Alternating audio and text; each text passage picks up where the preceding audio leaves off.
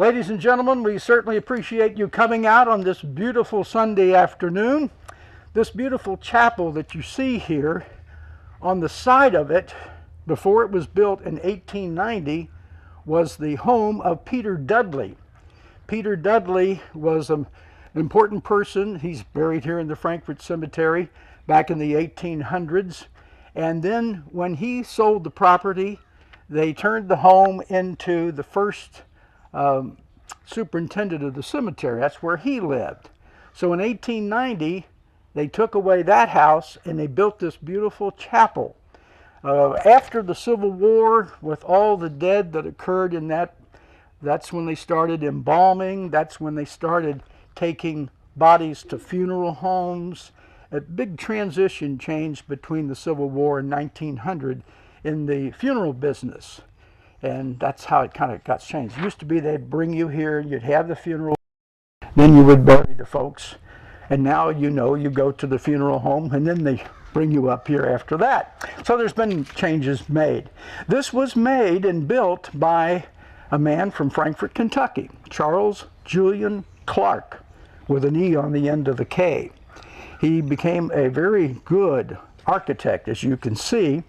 He also built down on Main Street the old, it's reddish building on Main between Ann and Lewis on the old Farmers Bank side of the street, for those of you that are familiar with Frankfort. He wound up getting involved with a architectural firm in Louisville and was quite famous during his time. But he was born in Frankfort, Kentucky, and we're glad to have one of his buildings here with us today. Well, let's get started on the tour. Who knows what anniversary is coming up in 2020? Anybody want to take a guess? It's the anniversary of women being allowed to vote in the state of Kentucky, and we wanted to recognize Emma Guy Cromwell because she is a very famous lady in terms of state government here in Kentucky. Emma Guy was born in 1865, died in 1952. She's from Allen County, and she was the first woman elected to a Kentucky state office. In 1896, she served as a state librarian. She was Secretary of State in 1924, and at one time became the first female to act as governor of Kentucky when both the governor and lieutenant governor were out of the state. She was also state treasurer. She served as state parks director, and she wrote a book, Woman in Politics. It's a very, very good book. This is her son right here. Her son was worked for the railroad up in Cleveland, and he was getting off of a train and getting ready to get on another train when he got hit by that other train, and it just blew him to pieces. Terrible loss for the family, of course. The only way they could recognize him was a letter that he had in his pants pocket that was addressed to his mom that he hadn't mailed. So Emma Guy Cromwell, she did a lot for you ladies to help you out to get a lot of things going. Ladies are very important. You'll find the biggies in the cemetery are primarily the men, because most of what we're going to be talking about are those who helped create our state and do all the hard work while the women were having the babies, washing the clothes, washing the dishes, and some of them were teachers. This next one is Mary Train Runyon. She actually is from Massachusetts, but she started a school here in Frankfort, Kentucky, and it was located on the corner, the northwest corner of Miro Street and Ann Street. It's no longer there. The school has a residence on it now, but her house next door to it is still there. She started her school in 1848. It's called the Greenwood Seminary for Boys and Girls. 518 Ann Street is where she lives, and there's a plaque on the front of the building that refers to this. It's interesting to note that Kentucky was very slow in public education. They did a lot of talk. They raised a lot of money, but eventually all that money went to some other program and not to education. So there were many, many private schools throughout the Commonwealth. Here in Frankfort we had quite a few private schools, the Dudley Institute and Mary Train Runyon's and others that were in our community. But that's how they went to school here.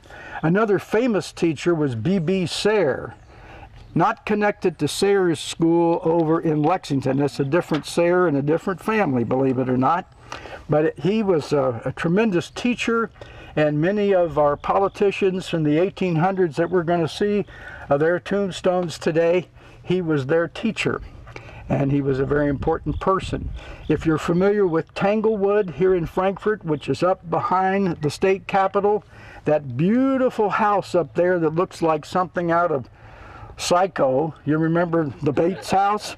Well, that was where B.B. Sayre lived. He built that house for $7,000. Wow. Today, whew, I'd hate to think of it. Now here's an opportunity. If you want to go down the hill with me, you're welcome to follow. Or you can stay right on the side of the road and I can point things out to you. So you determine what you feel like you want to do. Because we're going down and then we're going to come right back up. So come to the road, and if you want to go with me, fine.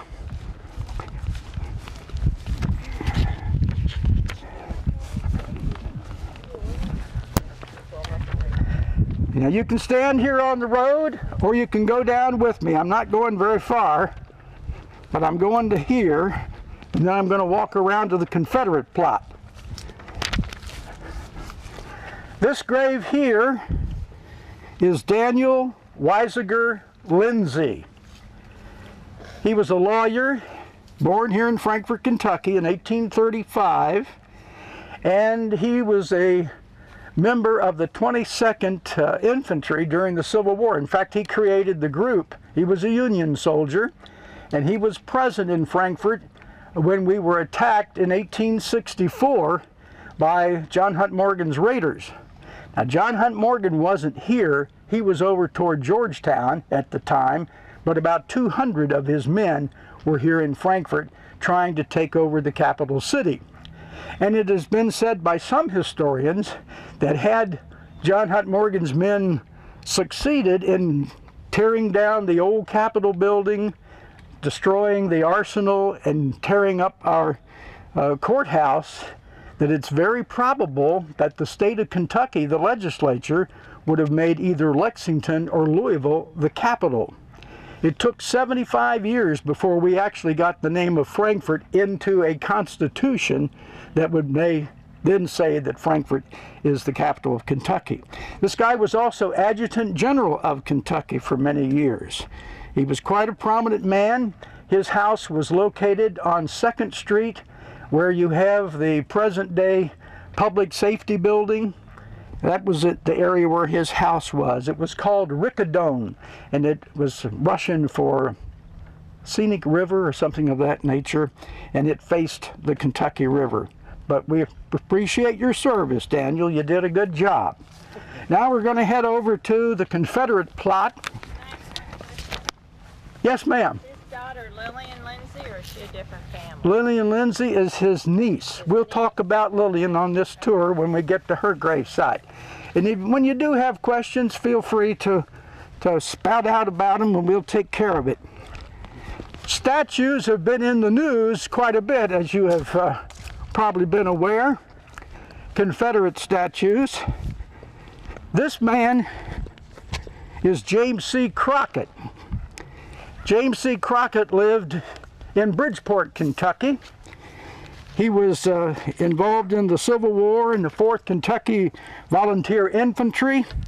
He fought at Shiloh, at Vicksburg, Chickamauga, Missionary Ridge, Resaca, Jonesboro, all those Civil War sites on I-75 as you're traveling south. He was wounded in the leg, and that's why the man doesn't show his foot over here. He's got his rifle covering his foot where he was wounded. He was Franklin County Court Clerk for over 20 years. And these 4 crosses, one here, one behind, one over here laid as this one is. They represent the POW boys that were brought from the prison in Lexington to Frankfort, Kentucky to be executed down on Todd Street, well, not Todd, but State Street and Shelby Street. There was a law passed by the military governor of Kentucky during the war. His name was Burbridge, and Burbridge said that for every Union supporter that is killed by Confederate bushwhackers and that type of nature, guerrilla warfare, he would execute 2 of the prisoner of war boys over in Lexington. And so these 4, where these crosses are, they represent the graves. 3 of them are still buried here. One is in Maysville, Kentucky, where his family wanted him to be buried. Thomas Hunt is the one in Maysville, and the other fellows were Elijah Horton of Carter County, Kentucky, Thornton Lafferty of Pendleton County, Kentucky, and John L. Jones of Texas. And so these fellows were killed innocent of the crime that was happening out of north of Peaks Mill. How many of you know our former mayor, Gippy Graham? Gippy's great-grandfather was murdered by Humphrey Marshall's son. Humphrey Marshall was a Civil War general who's also buried in our cemetery, and his son killed Gippy Graham's great-grandfather out on Indian Gap Road near Peaks Mill. So in retribution for that, these 4 men were killed, executed. This happened about 100 boys were executed in this form or fashion, and it didn't stop the bushwhackers and the guerrillas at all. Kentucky in the Civil War, we were the only northern capital to be taken over by the Confederates, and they were only here for a month. September the 4th, 1862, they had come up in the southern part of Kentucky. They fought a skirmish at Wildcat Mountain near London. Then they came into Richmond, which was one of the biggest battles in terms of numbers of people, and it was a great victory for the Confederates. Then they came into Lexington and came to Frankfort, and by that time, all the Union boys had moved over toward Louisville. So they were here for about a month. And when they were in the process of inaugurating their Confederate governor in the old Capitol downtown on Broadway, they heard some cannon fire. And sure enough, the Union soldiers were coming to get them. So they ran out of the Capitol building and they ran out of the Capitol City. Some say they went through our train tunnel and they went over toward Versailles, and eventually, a few days later, we had the Battle of Perryville down in Boyle County. So we'll continue on. We're going back to the road here, folks. What's the significance of the pennies on top of some of these? That's what some people do. I'm not sure there is any significance. Can you all still hear me all right? Mm-hmm. My hearing aids went out. The people put rocks on stones. You may even find some of these colored stones with faces, the rock program that's going on in our community from people. So as far as the significance, I don't know.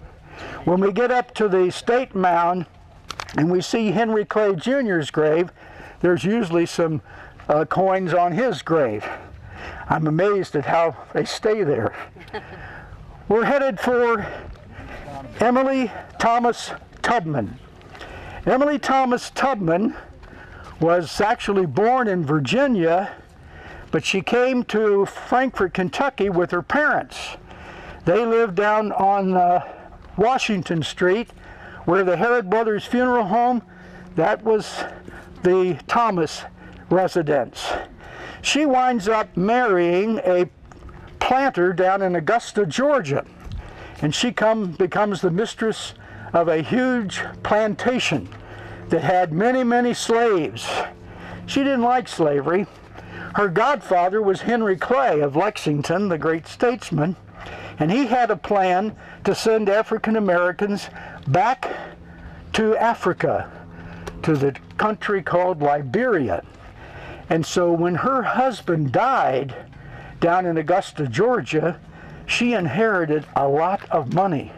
She becomes a philanthropist, and she frees her slaves. She sends them to Liberia, thinking they would like to return to the country from whence they came.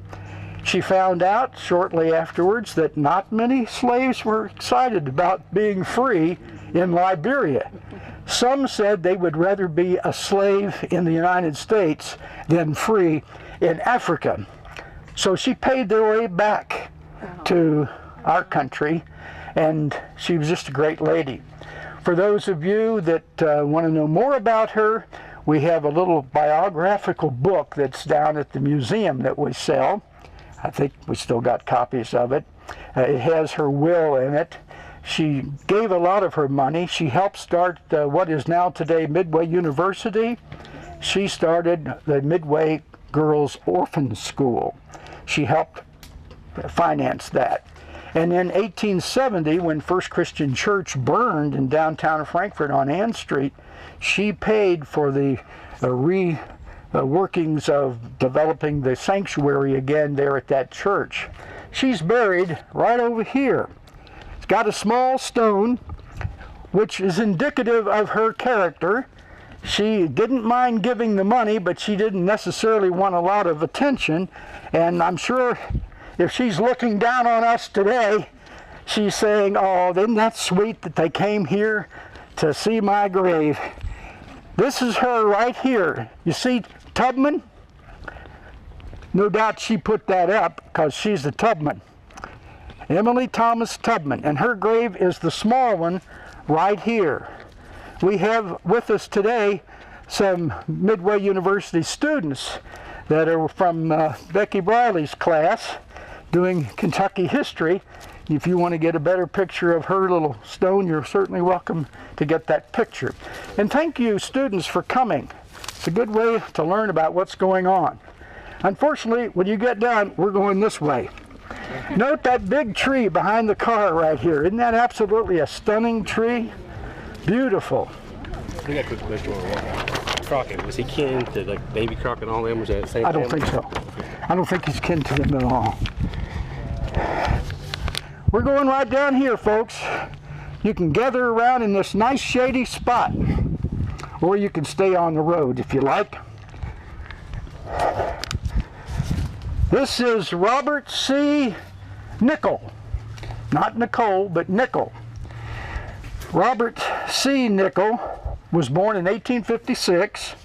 He is the only person who was born in the Frankfort Cemetery and is buried in the Frankfort Cemetery.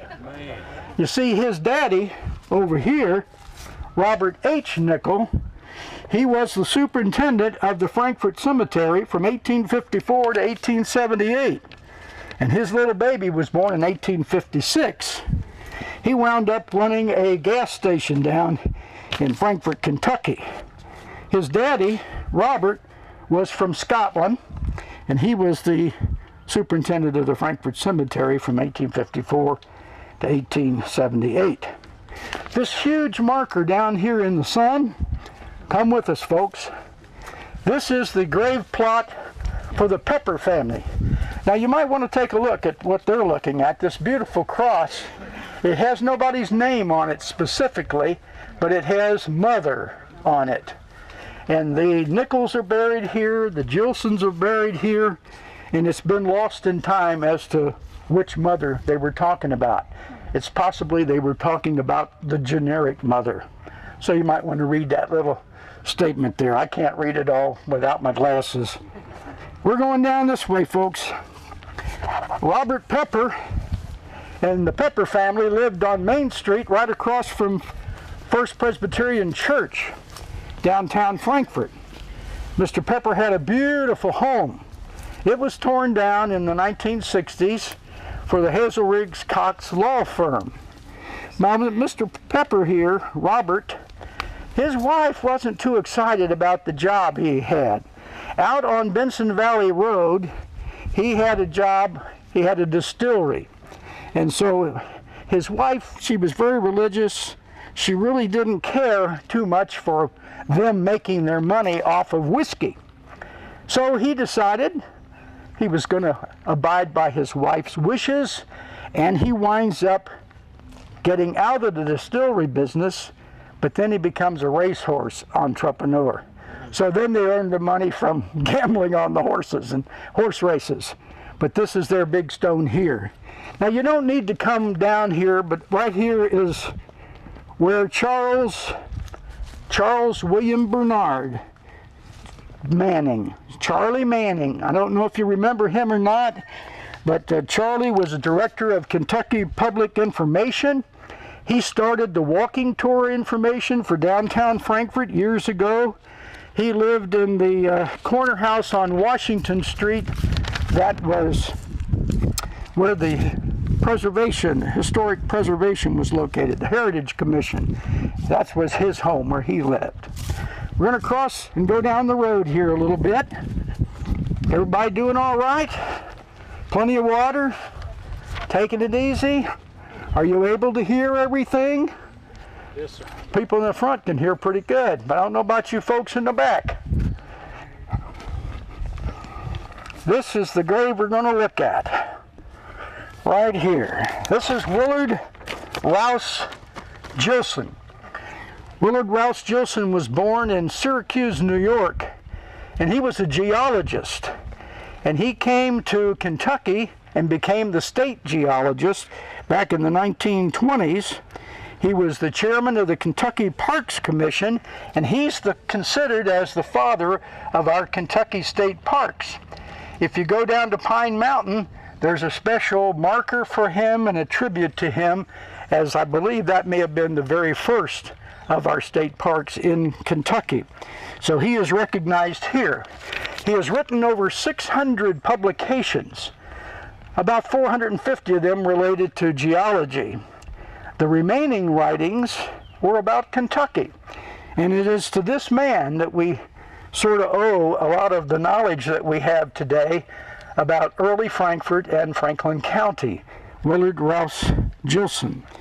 He did a lot of studying on the life of Paul Sawyer, and he wrote several publications on Paul Sawyer's life. So he's with us. On the back side of the tombstone is something that he said. Let me lie down to rest. Life's labor ended. At peace with the thought that a service is done. Untortured by promised rewards. Undefended. Assured all beginnings and ends are as one.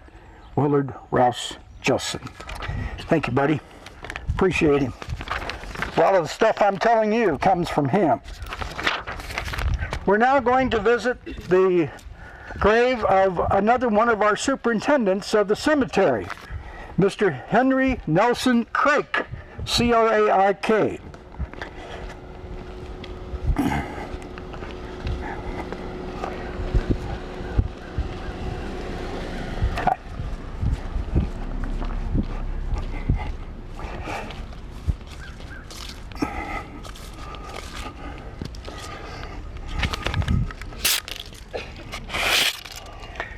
Henry Nelson Craik,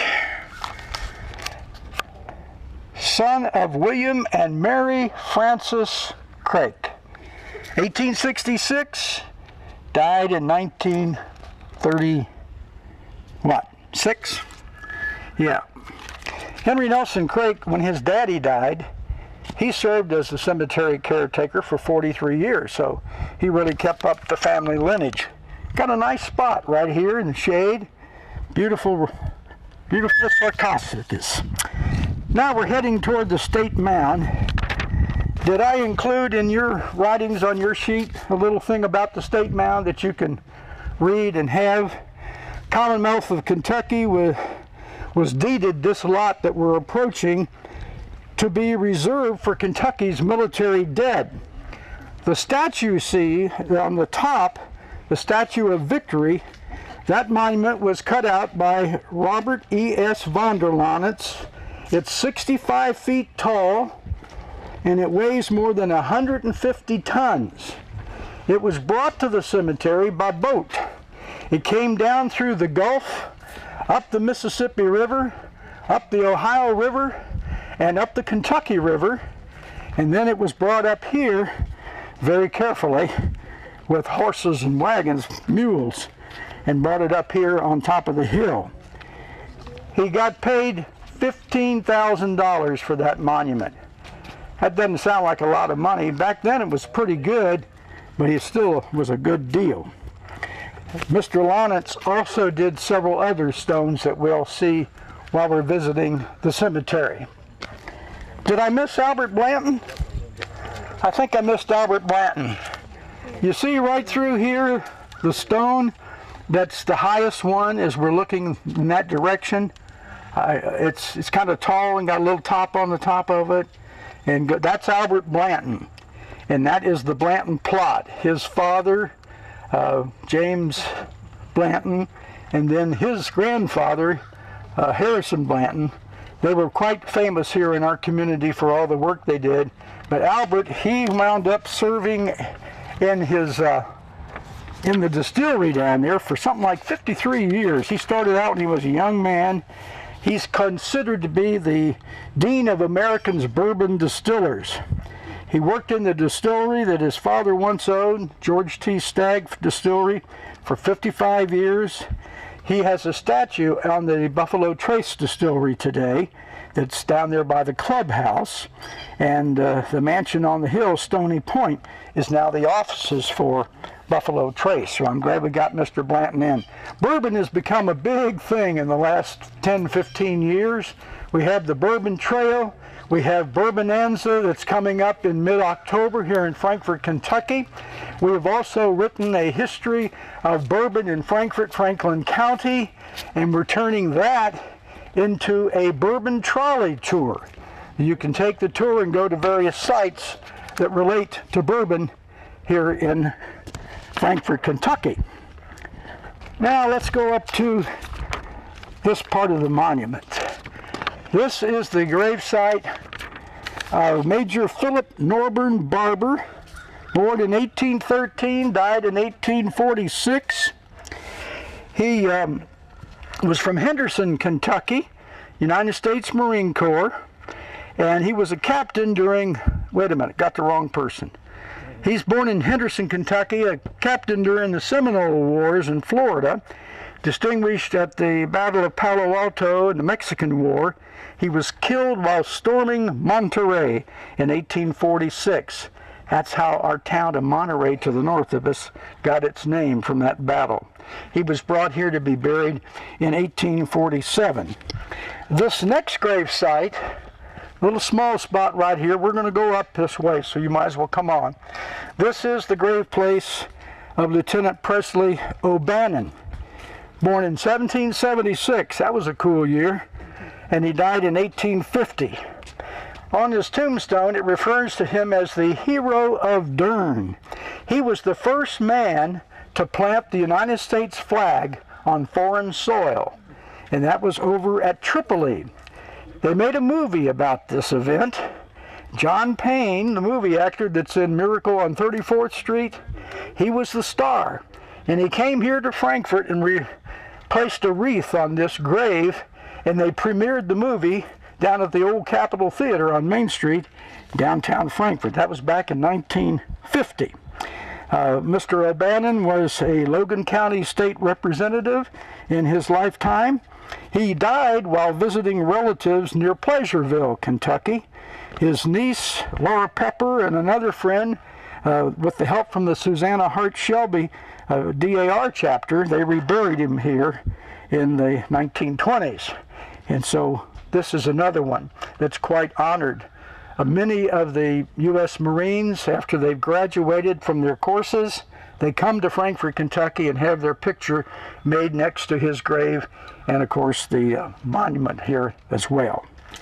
We will now go to the top. How's that water going down?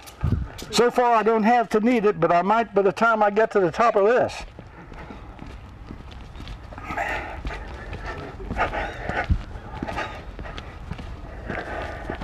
This monument is to Kentucky's war dead. Obviously, we've been involved in so many wars, they gave up trying to inscribe all of them on these plaques. You all have to come up here. We're going to be on the top, so you might as well come on up. Henry Clay Jr., the son of Henry Clay, the statesman of Lexington, his remains are here. He was killed in the Buena Vista battle. He actually, Mexican cannon fragment got him and messed up his legs really seriously to the point where he was going to bleed and die that way. But some of his men who loved him dearly, they picked up his body and tried to bring it back. And 3 of those men were shot by the Mexicans during that Mexican War and died. And Henry Clay Jr. kept saying, "Guys, just leave me where I am. Just leave me here. I'm not going to make it. Don't waste your time." And 3 of them were killed. This big shaft shows you some of the early battles in Kentucky's history. The Battle of the River Raisin, horrible battle. The Indians just massacred so many of the Americans. And if you'll look on this side to our south, you'll see the Little Bighorn is represented there. And that is John J. Crittenden III. He was the son of Governor John J. Crittenden, and he joined the Army, and it made his daddy so happy to have his son in the Army. And so his dad gave him a watch that had on it, he says, "Here, son, is this watch, my pocket watch. It's got my name on it, your name, Crittenden. It has Liverpool, England. He was the consul to Liverpool at that time, and he gave the watch to his son so he would be on time for his military obligations." Well, that's fine. And just before he heads for the Little Bighorn, he is involved in an accident, and his eyes were damaged in a rifle shooting, and so he had to go to Cincinnati for eye surgery, and there they put a glass eye in his eye socket. And so then he goes with General George Armstrong Custer to the Montana Territory, to where we had the Battle of the Little Bighorn. The Native Americans, of course, were victorious for the most part, and he died there. And when Mr. Crittenden here in town, his father found out that his son was killed, he wanted the body to be buried exactly where he fell, out in Montana Territory, and that was performed until about 1930. The battle was in 1876. But in 1930, the grounds and the park for the Little Bighorn battlefield had purchased some more land, and they were going to build a road that would get out to the other parts of the land, and it went right smack dab through this boy's grave. So they moved him to the National Cemetery in spite of what his father wanted. You can see different information and different folks that are buried along here. And we'll come over here to take a look at Theodore O'Hara. Theodore O'Hara, in most of the history books, they say that Theodore O'Hara was born in Danville, Kentucky, but from recent information and studies are pointing the fact that he might have been born right here in Frankfort, Kentucky. His daddy was Keene O'Hara. He was one of those famous school teachers. He had a school next to the old Capitol building that was called the Kentucky Seminary.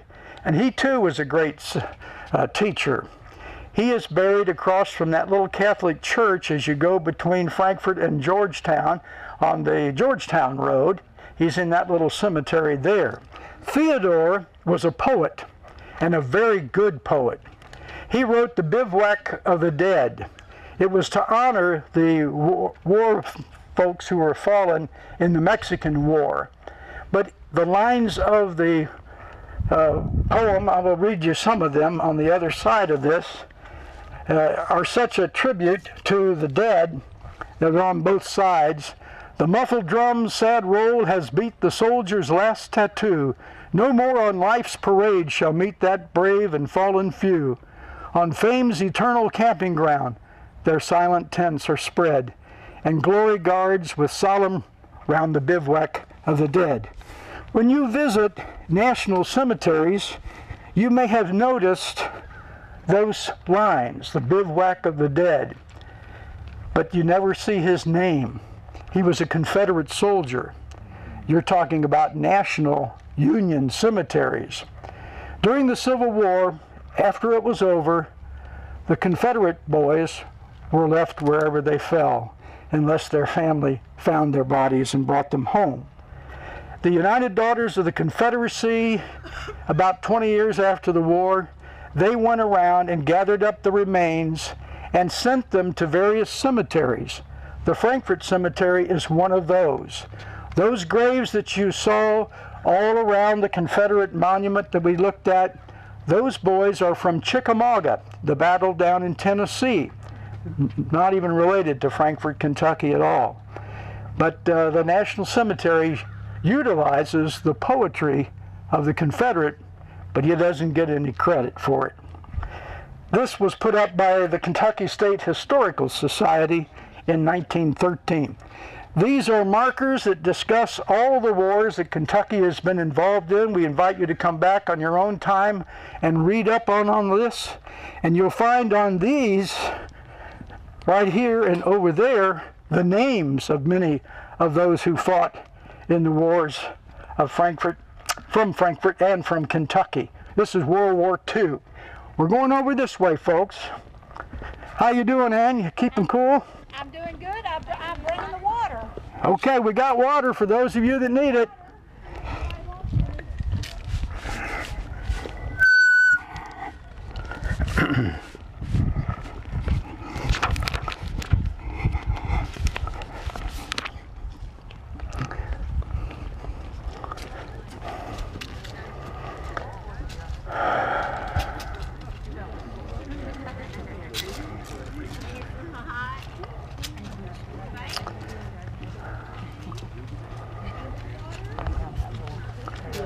This is the gravesite here in the monument for the Vice President of the United States, Richard Mentor Johnson. You'll notice on the front tablet here, Johnson is represented as a soldier on a horse shooting a Native American, supposedly Tecumseh. That's how he got to be Vice President of the United States, was all the thoughts that he was a killer of Tecumseh. Well, I'll tell you this right now, if you look real close, you'll see that his head is missing. I've often wondered if some Shawnee Indians came over here, of which Tecumseh was one, and cut his head off. We don't know that, but I've got a personal stake in this, folks.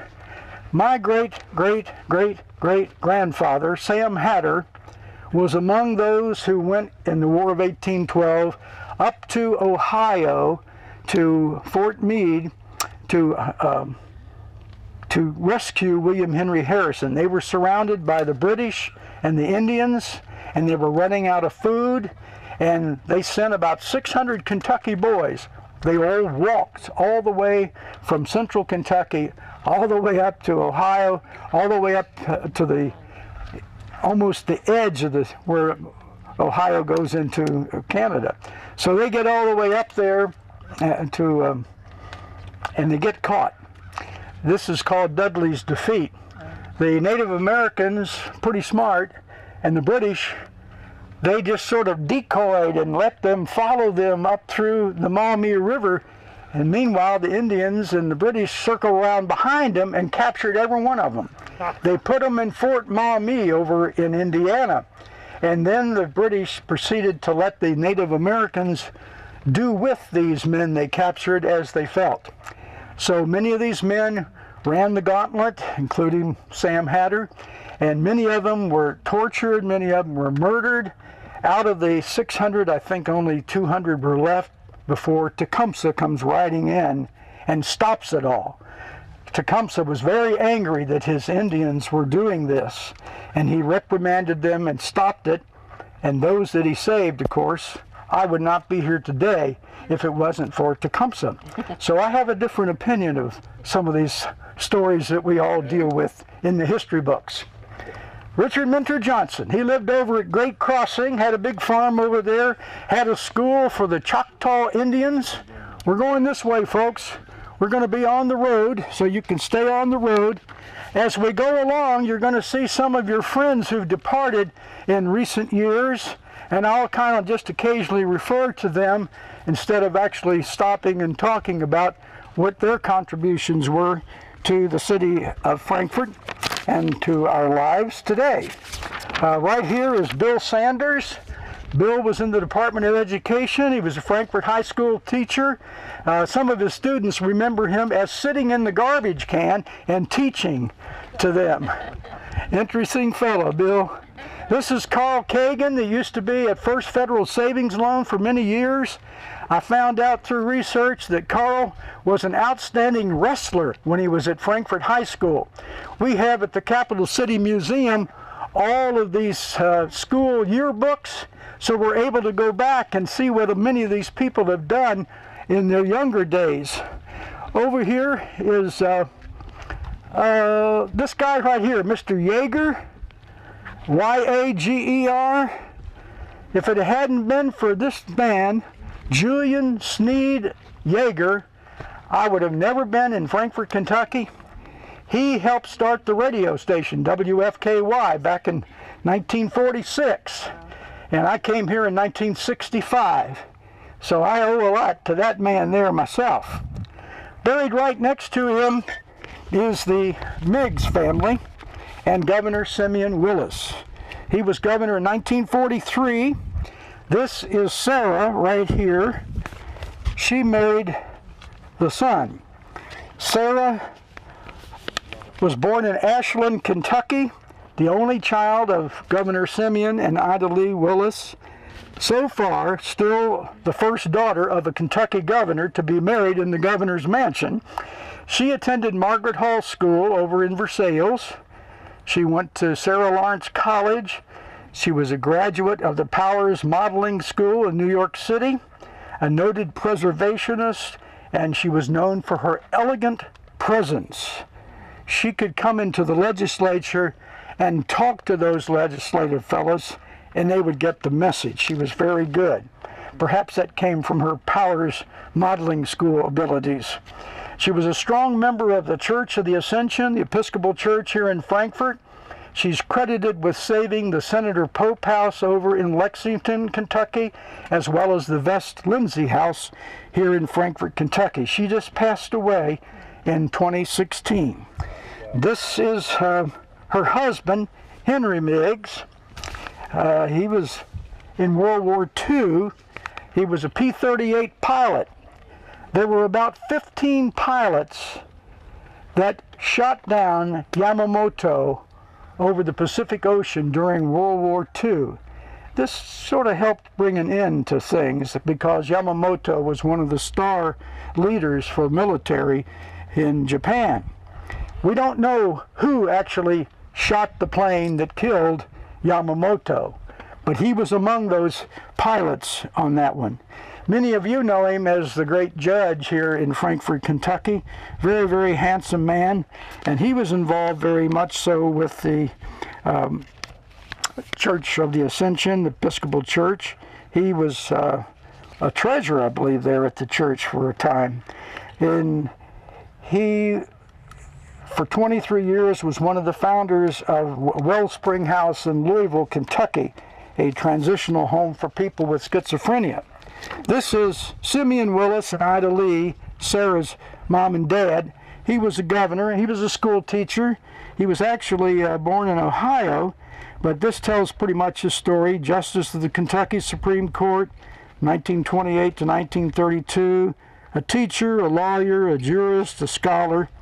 And this is his wife, Ida Lee Willis. She's a very important lady in preservation. The Heritage Commission was started by her when she found out that the state was going to tear down the Vest Lindsay House to build a state office building. She got on her high horse and went to Ned Breathitt and said, "Ned, you can't do this." And she could call him by her first name because she's a first lady too. So she told Ned, "We've got to save it." So why do we want to save the Vest Lindsay House? Well, the Vest was for George Graham Vest.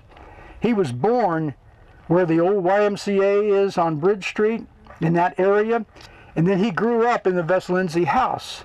he went on to fame in St. Louis in Missouri, became a lawyer, and in one of his court cases, somebody had shot a dog, and in his summation to the jury, he coined a phrase which we all know today as "dog is man's best friend."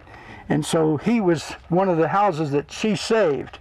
The Lindsay that we talked about is the soldier that we already talked about, Daniel Weisiger Lindsay, when we first began our tour. This is children of the Miggs family. We're going into this part of the cemetery, folks. This is another edition of the state lot. There are many governors buried in this spot, of which you will see. But this man is not a governor. This is John Milton Elliott. And you've got to come around and see this side of the monument because his eyes will follow you as you go along. This man was also a Confederate soldier, and so he was kicked out of Kentucky because Kentucky was a Union state. And so he winds up getting involved in the Civil War and comes back and is accepted after the war is over. You got to come and see this now, folks. This is really important. And he is assassinated later in the year of his death, obviously. That was 1879. It was a land case that was involved, and he wound up getting shot in the back with a double-barrel shotgun. And he, of course, is here today with us in spirit, murdered by Thomas Buford. If you happen to make it to one of our Murder and Mayhem tours on the Thursday nights in October, we go into detail about this particular crime and what happened. There were 30 murders that occurred in downtown Frankfort over a period of about 100 years. And we tell the story of some of those murders at night at the site where they happened. And you're invited to come on. It's for age 18 and over, $10 a person. Call the museum, make your reservation. Some of the students from Midway University are already reserved for that. Our next will be Major Bland Ballard. You talk about a man who had a tough time. He's right here. Major Bland Ballard. In 1788, Delaware Indians killed his daddy, his stepmother, 2 of his brothers, and a half-sister during a raid over in Shelby County, Kentucky. In return, he went off and killed about 30 to 40 Indians. He represented Shelby County in the legislature. He helped lay out US 60 between Shelbyville and Louisville, Kentucky. And he was twice wounded in the River Raisin battle that we talked about. And I'll talk a little bit more about it later. Over here is Governor Charles Scott. This guy was known for his profanity and for his looseness with words, is all I can say. This is him right here. Governor Charles Scott. He was a hero of the French and Indian War, American Revolution, Brigadier General under George Washington. He was at the Battle of Fallen Timbers when the Indians pretty much lost it all. He was a heavy drinker and a powerful, profane speaker. I will not quote any of his profanity, I'm sorry. He was not a very educated man. He didn't feel like he should be governor of Kentucky. He didn't think he was smart enough, but he was serving us. He injured his leg. He slipped and fell on the steps of what is today the old Lieutenant Governor's mansion, and he got so mad because in 1813, during the War of 1812, we had all these Kentuckians go off to Ohio to fight, and Governor Shelby, he was brought back to go up there as well. And so this man says, should I say it? No, we're on TV, I can't say it. But he said, GD, if it wasn't for these GD steps, I would have been with you, boys. Charles Scott. Right next to him is another governor. This is Governor James T. Moorhead, 1797 to 1854. He was lieutenant governor who succeeded the governorship at the death of Governor John Breathitt. He served as U.S. Representative and Senator. He lived in the Todd House down on Wapping and Washington Street by the Methodist Church. That's where he lived for a short time. He also lived in the Governor Moorhead House on Main Street. He was one of the best educated men that ever served as governor in the 1800s. I'm afraid to say anything about those that are still with us. He is also the first native-born Kentuckian to be governor. So we had quite a few. See, Kentucky was Virginia for many years until 1792 when we became a state. I don't know whether you want to go or not, but we're going to this one. It's not in the shade, that's for sure. This is a monument that was put up by the state of Kentucky for Governor Christopher Greenup. We're doing a play next weekend, and we talk about all the governors of Kentucky, from Shelby, the first one, all the way up to Bevan. And this past week, when we did the play at the First Presbyterian Church, Robert Gable was there. Robert Gable ran against Julian Carroll and lost.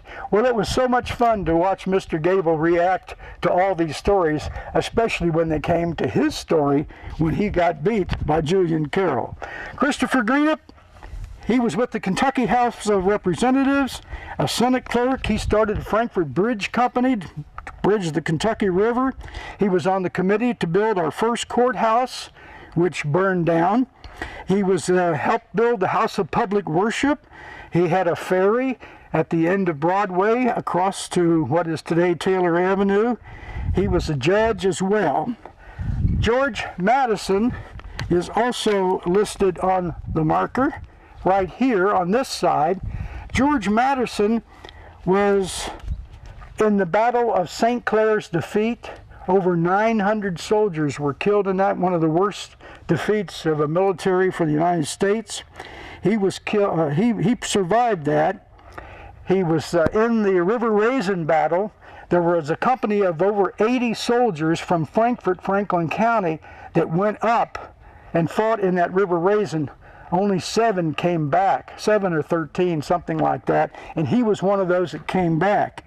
And he also had a position, I think he was Auditor of Public Accounts, when they decided to run him for governor of Kentucky. Well, this guy had actually bled for his state, and he was elected without any opposition. Nobody would run against him. But then he'd only lived a few more weeks, died over in Paris, Kentucky. He never even got to come to Frankfort to be inaugurated. He died in 1816. This is not his grave.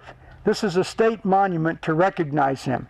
He's buried in another section, which we'll see toward the end of our venture today. Over here is Governor John Adair. John Adair lived in a place called Whitehall, but not the one that you know of in Richmond, Kentucky. This one is down in Mercer County. This is Governor John Adair. He was in the Revolutionary War, fought in the Indian Wars. He commanded troops in the War of 1812, the Battle of New Orleans. He was United States Senator and Governor, Congress. He lived, as I said, down in Mercer County. He's right here. Good old John. This big granite rock that's gray, you don't need to come to it. It's not really fancy. It just has his names on the top of it. That's Joel Tanner Hart's grave. He was a Clark County stonemason and an outstanding sculptor. The busts of Cassius Clay, Andrew Jackson, John J. Crittenden, Henry Clay, he made those, and they're all over. There's several in the Jefferson County Courthouse, I believe. He died in Italy, but he is remembered here in his gravesite. On across the road toward the trees, you see that big angel with her hands up high? That's the grave site of Benjamin Cave Milam and his son John Milam and their families. The Milams worked with the Meek brothers to create the Meek Milam fishing reel, which is very, very popular, and today you can get pretty piece for them. Go online, they're worth as much as $20,000, some of them. But anyway, the Meek and Milams did the reels, and then the Milam develops with the Gale family, which is in South Frankfort, and they also got into the reels. So we have an exhibit at the Capital City Museum for the next month or so on the Kentucky fishing reels. They're so popular that presidents of the United States sent to Frankfort to get these reels. William McKinley, Teddy Roosevelt, and who's that big man up in Cincinnati? Taft, William Howard Taft. He was among those that got fishing reels. Nice little spot in the shade here that you can enjoy, but we're leaving and I'm sorry. We'll have to go this way. But let's enjoy this coolness and the beauty of the cemetery. It's such a shame we had that ice storm and that heavy wind damage back in, I guess it was 2007. Took down a lot of the trees. I have photographs of these big monuments where the governors are, and there's trees laying on top of them. That was just horrible. Thank goodness we did the Frankfort Cemetery, but come on folks, we're going this way, so you might as well get rid of the sun, the shade, and get into the sun.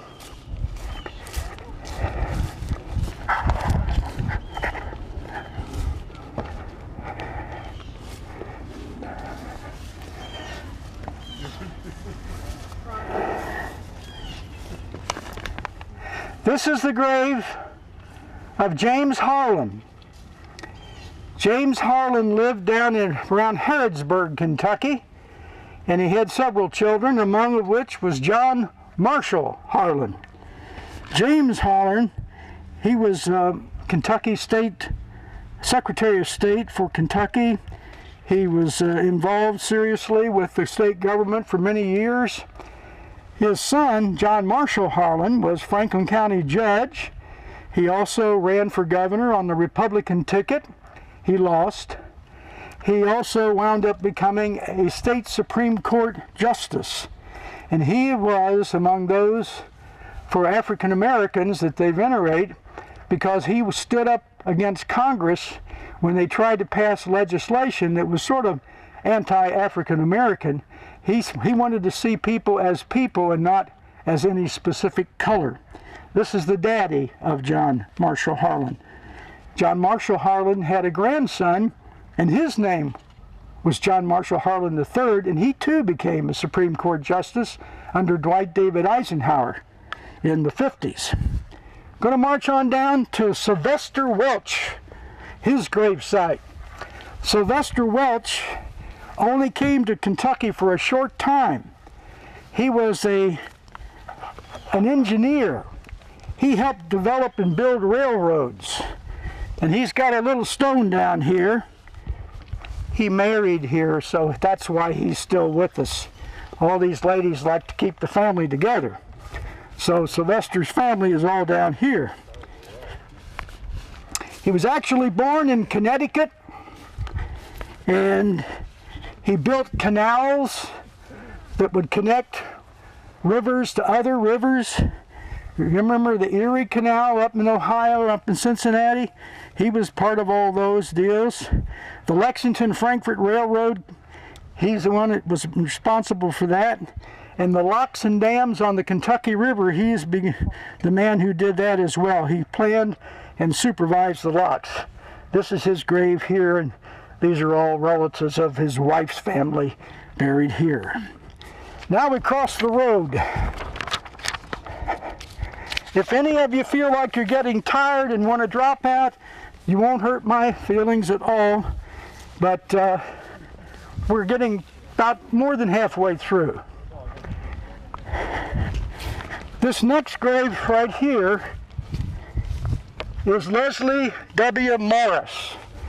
Leslie W. Morris was an attorney. There's more on the front of it here. He was a banker. He was president of the Farmers Bank and Capital Trust Company at one time. He owned the property where Fort Hill is today, and the city of Frankfort owns that property now. For $1 bill, he gave it to the city if we would make it into a park. And it is now a Civil War park, hiking trails. It has 2 forts up there. It has a log house for interpretation information. It's all free. It's open Monday through Saturday from about 11 till 5 during the summer, from about Memorial Day to Halloween. So you can still get up to Fort Hill. And if you can't walk very well, you can get a ride in a golf tour, a cart, and get a tour. So he gave us that, and we now have a park today.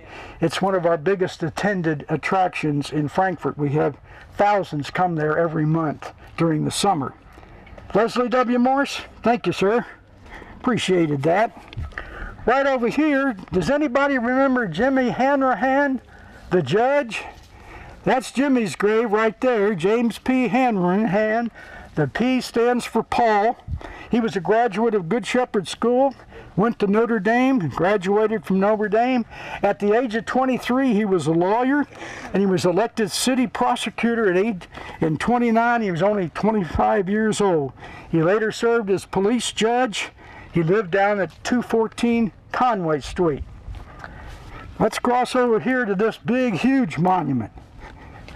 This big, tall monument is the monument for the first Republican governor of the Commonwealth of Kentucky, William O'Connell Bradley.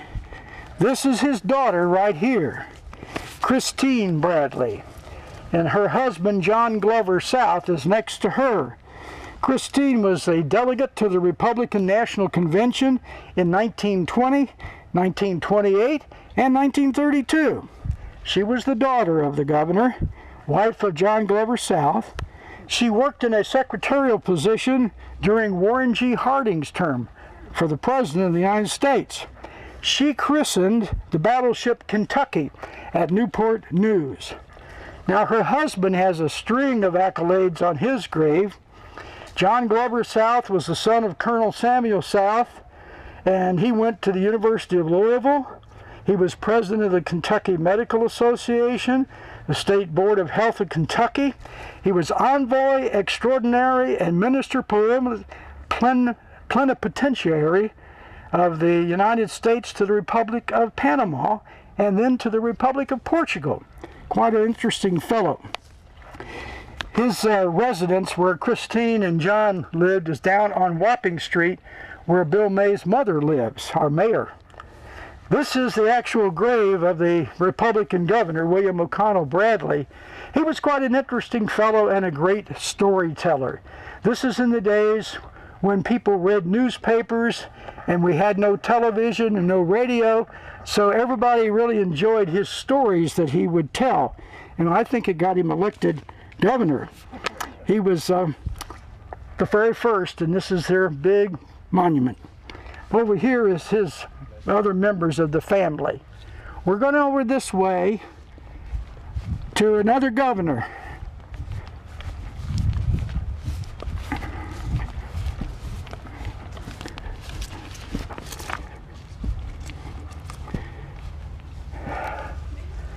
This side. This is the son of Governor Simon Bolivar Buckner.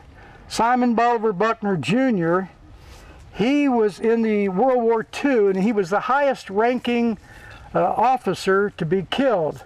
And it was just toward the end in 1945. In fact, his men tried to get him. They said, "Sir, would you please step back? You're in a dangerous position." And as soon as they said that, he got shot in the head and was killed. His daddy is up here.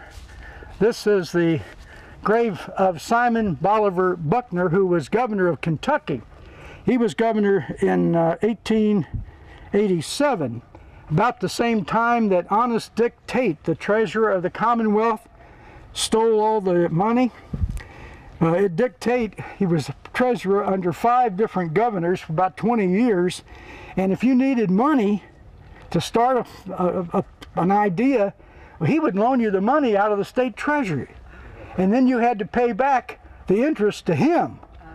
So after a time, he got to the point where he had loaned out so much money of the state treasury that he got to thinking, you know, my life is not worth a dime, because anybody could kill me and nobody would have to pay back the money.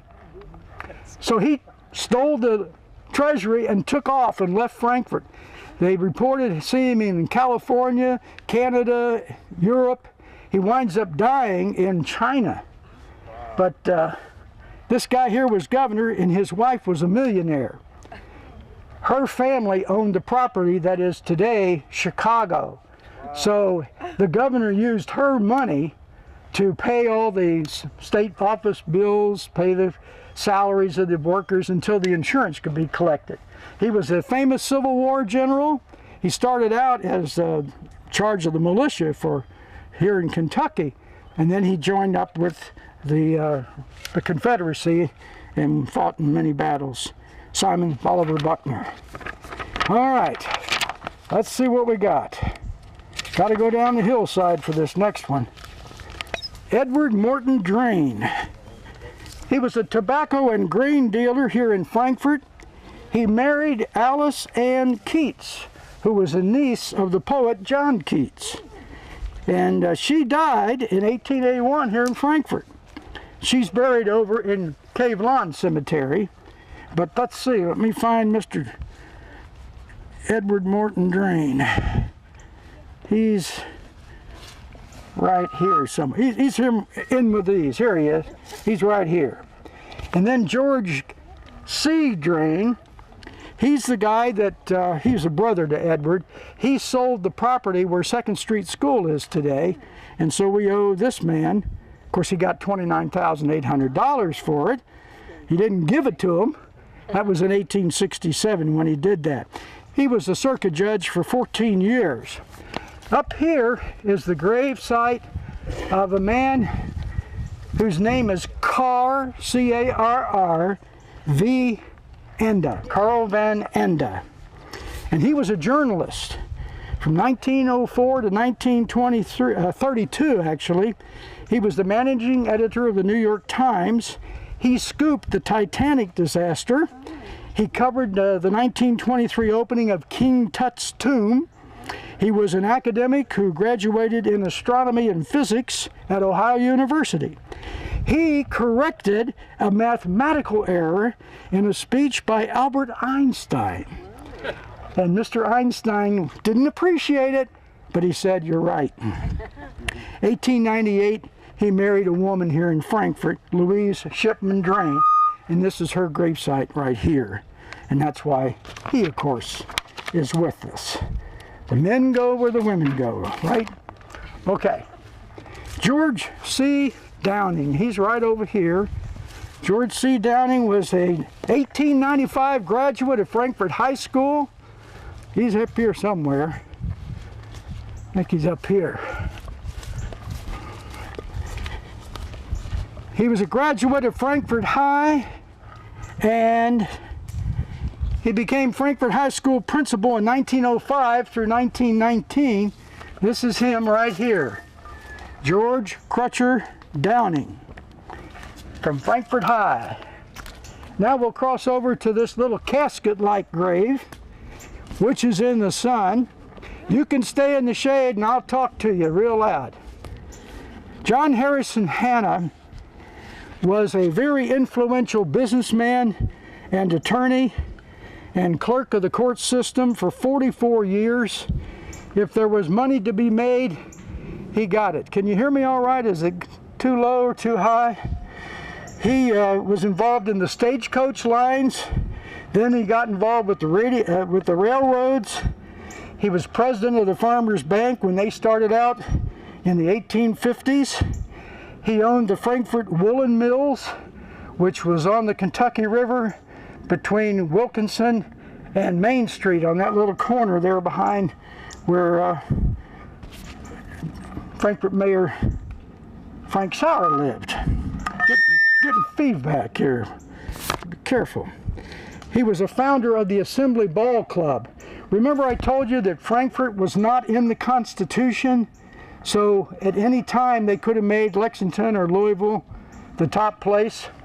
Well, this man said we got to preserve this as the capital because all of the property elevated because it was the capital city. And this is the only reason Frankfort survived is because we were the capital of Kentucky. So they start this club, which is to wine and dine the legislators. So they provided a big party for him every year lots of good food, lots of good drinks, and women too. They did anything to keep Frankfort as being the capital of Kentucky. So thank you, John. We appreciate your efforts. Over here is George Smith. Do you remember George Smith, the violinist? He is known as Kentucky's eminent violinist. Getting a little feedback. My old radio days coming back on me. George is right here. This is his sister next to him. His sister is Willana Hampton Smith, and he lived in Cincinnati and Owensboro and Louisville, had relatives here in Frankfort. His sister is next to him, and she spent a lot of time in Frankfort, Kentucky. Our next grave is right here where you're at, lady. This is the grave of Leopold Lebreau. The squirrels have been up here eating their acorns. Leopold Lebreau was from France, born in France, and came to Kentucky with the idea of creating a winery. But the weather would not cooperate with him to get everything to grow, so consequently he gets involved in whiskey.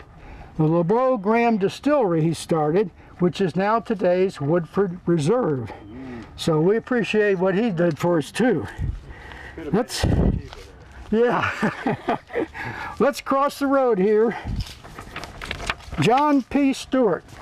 The Stewart Home School used to be the Kentucky Military Institute out on 127 South, the Lawrenceburg Road. This is the Stewart plot right here. And we recognize John, the father who started all, and we have, of course, his sons, which continued. John P. Stewart II just passed away in 2014, and a lot of people knew John and loved him so much. He was a great person in the community in terms of working for Frankfort and doing things. Their school was founded in 1893. They dedicated their lives to the care and guidance of many mentally challenged children. John P. was superintendent of the school for 50 years following the death of his dad in 1898. Now we move right over here, just a few steps, to Albert Gallatin Hodges. Albert Gallatin Hodges was, at the age of 15, an office boy in the Lexington newspaper. He created several newspapers. He owned the Frankfort Commentator, and then in 1833 he created, with Orlando Brown, the Frankfort Commonwealth, which is a very popular newspaper. You can go online and find out a lot of things about Frankfort in the early days. He was the state printer for 25 years. That means anything that the state had to publish and print, he did it and got paid for it. He was a staunch Unionist. He's a friend of Abraham Lincoln. He wrote Lincoln a letter about slavery, and from this letter, Lincoln rearranged his thoughts, and he winds up developing, you know what I'm talking about, January 1st. Come on. What was it called? Emancipation Proclamation. He's the guy that planted the seed. He also was a Mason. And if you look closely, right here is the Mason's hat, and these are the fingers of his gloves. A lot of times people don't see that. Did you get a good shot of it, Cable 10? You got it. That's great. So, Albert Gallatin Hodges, a name to remember. Back down to the road.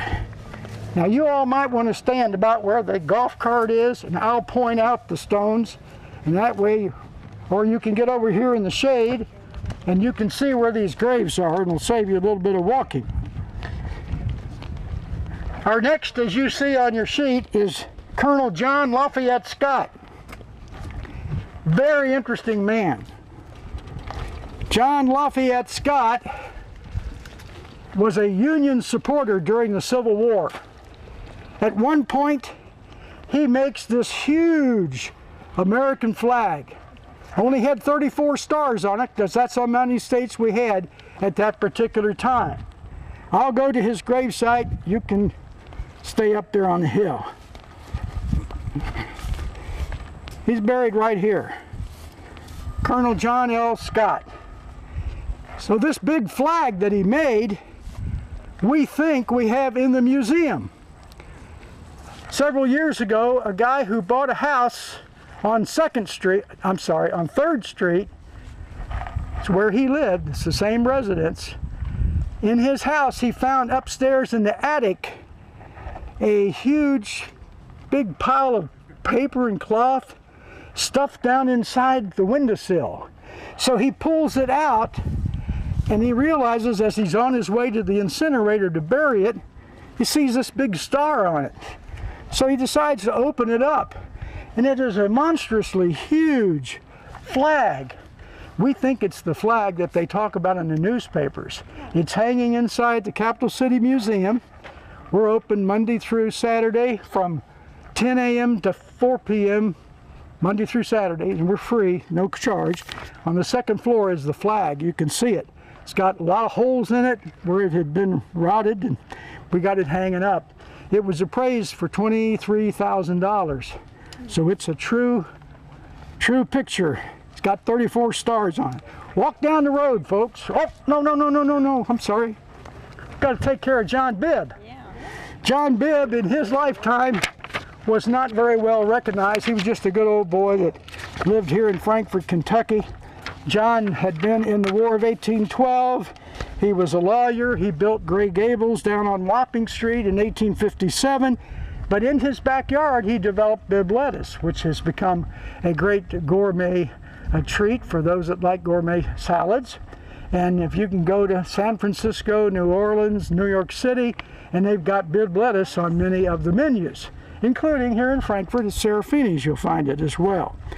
Well, his brother, who's not buried here, he's supposed to be buried here, and you might find some history books that say he is buried here, but he's not. George Mortimer Bibb.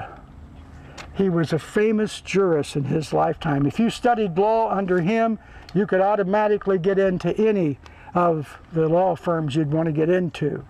And he was Secretary of Treasury of the United States under President John Tyler. And he was the last to wear those funny little clothes, you know, the short pants and leotards and the frock coat. He wore those in Congress. He was the brother. He was famous in his lifetime, but nobody remembers him now but Russ Hatter. This is Patty Burnley. She was the niece. Notice on her grave it says, died November 16, 1919. She never married, and she really didn't care about anybody knowing how old she was. So at least her stone doesn't give that away. But she was a lover of the arts. If you could sing, paint, write, anything like that, you were welcome to come to the Bibb house and eat free. And among those who came was John Fox Jr., who was the first Kentucky million-selling author. He wrote from the Eastern Kentucky viewpoint, Little Shepherd of Kingdom Come, Trail of the Lonesome Pine, and it's in the vernacular of the mountains. Hovar, yon way, Lockat, barefoot, and things like that. Everybody who read his books thought everybody in Kentucky talked like that. So that's, you might say, the beginning of us being hillbillies. Thank you, Patty. Nice lady. John Fox Jr., another fellow that also came to her house was Robert Burns Wilson. We'll tell his story later. Somebody was asking about Lillian Lindsay. Okay, here's a story on the Lindsay family, folks. Right up here.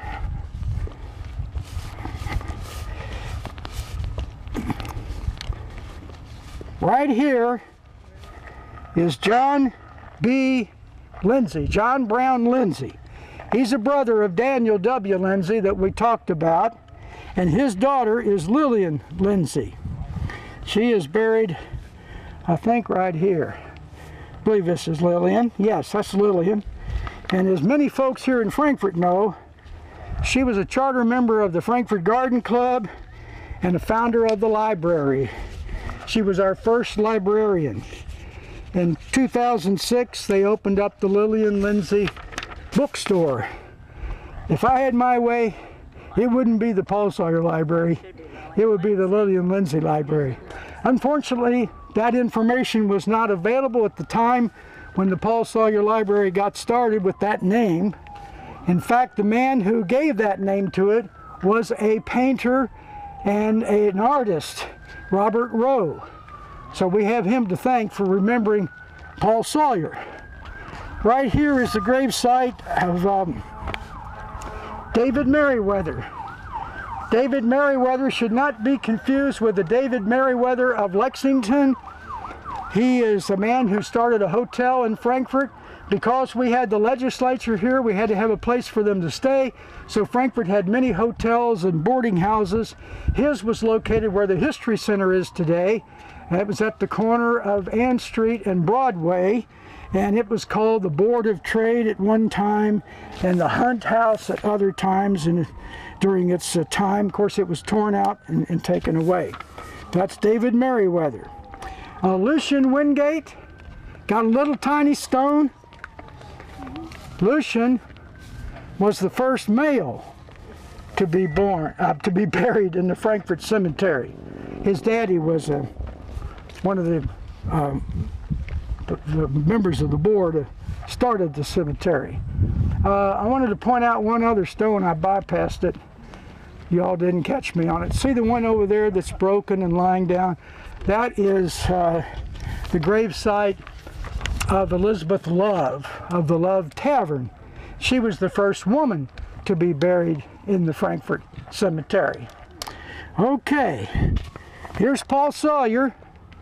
You all know about Paul, Kentucky's artist, actually born in Ohio in 1865, and he is brought to Frankfort, Kentucky with his family.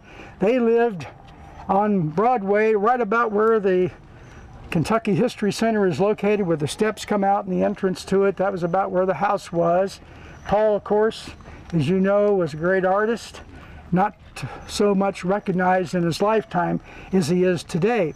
In fact, the museum is putting on a play one more weekend, Friday and Saturday night at 5:30 down at Ward Oates Amphitheater, and we tell the story of Paul and his girlfriend for 23 years. Never got married. She got hacked off about it, and that play is only about 35-40 minutes. It's a one-act play written by a Frankfortonian, Russell Reckenbach. They called him Rusty Reckenbach. His mother is Myrtle Reckenbach, who's involved both at the First Christian Church. So if you want to come see the play, just come on, show up. We'll let you in there. We'll have a good time. Elizabeth Elliot is on your list. Elizabeth Elliot was a young girl who came with her daddy to Frankfort, Kentucky, and he brought her up here to the cemetery. And she loved looking out over the hillside and seeing the little community of Frankfort and the Kentucky River down there. She was so marked with it. She said, "Daddy, when I die, I want to be buried here in this spot." Well, unbeknownst to her and her dad, within a few months, she passed away. So he brought her back here. And this is it. To Elizabeth, our only daughter, Elizabeth Elliot. Daniel Weisiger Lindsay. We're going to go to where Daniel Weisiger comes from. It's his grave.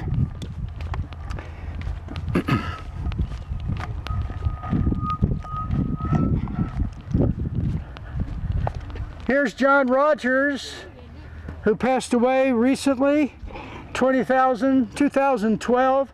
John Rogers of Rogers Funeral Home, right here. John was a great man. Very talented daughters as well, who are involved in show business. This is Daniel Weisiger right here.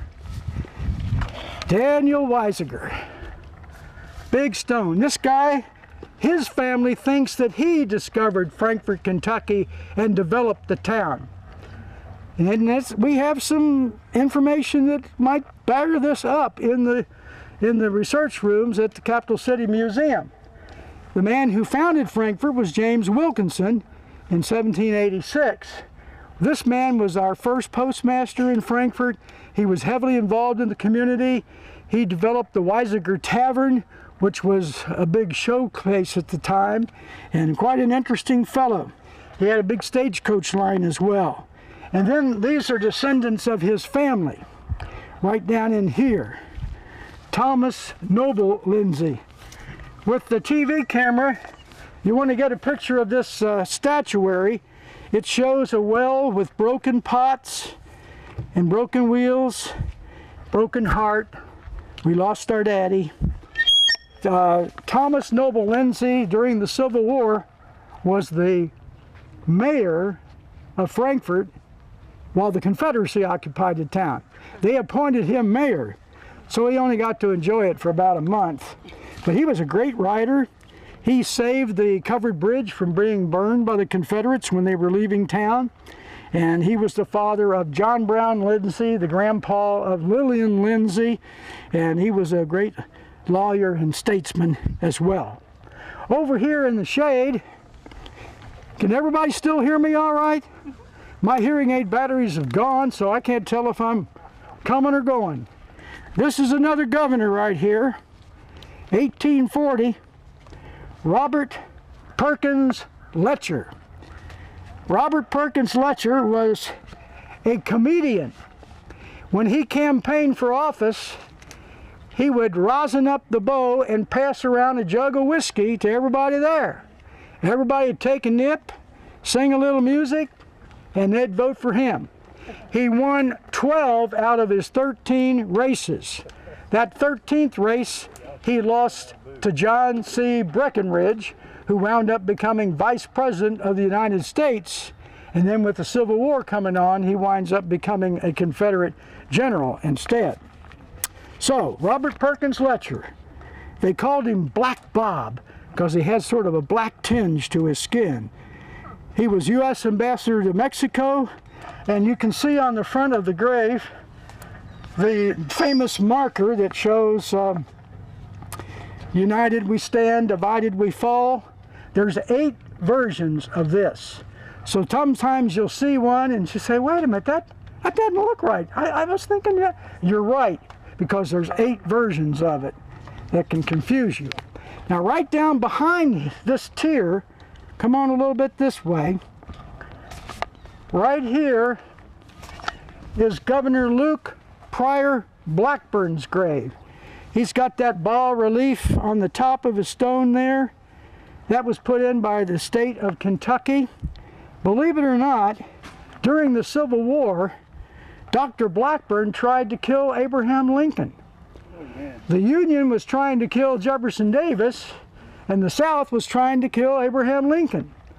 This man believed that he could send infected shirts to New York City, to Boston, Massachusetts, to Washington, D.C., to Abraham Lincoln, and they would get yellow fever from exposure to the shirts. He didn't realize that yellow fever came from a mosquito, but that's how it was. And yet, after the war, he gets elected governor of Kentucky, which was a Union state. You think? Right here is, this is the Swigert plot. All these are Swigert family members. They obviously had a lot of money. This is Philip Swigert, and this is his brother, Jacob Swigert. Philip's family is on that side. Jacob's family is on this side.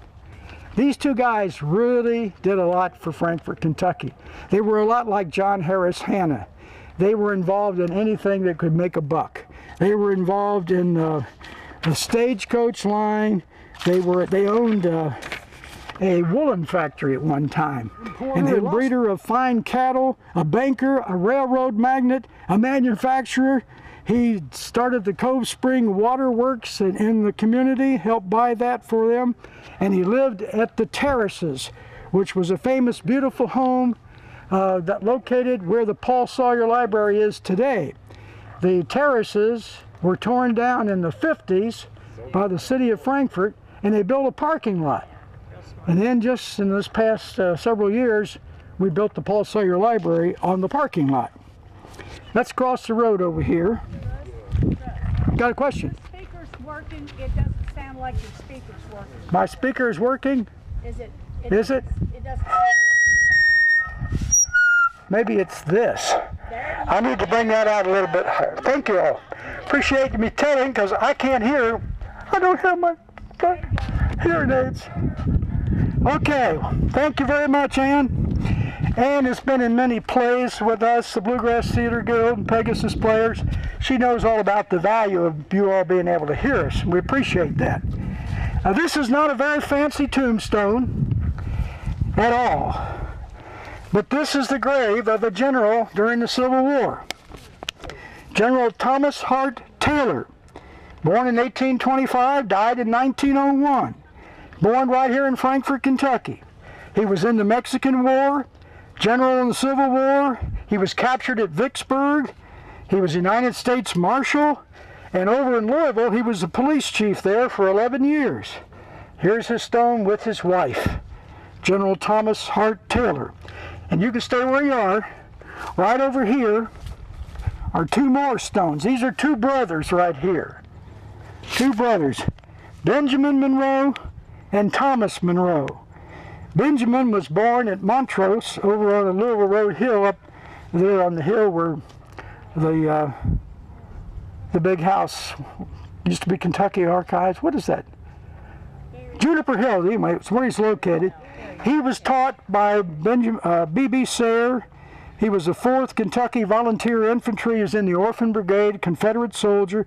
He got a leg wound in Mississippi where he died. And then his brother Tom was mayor of Lexington, Kentucky at one time. He was Kentucky Secretary of State under Magoffin. He was wounded during Shiloh and died in the arms of his brother Benjamin.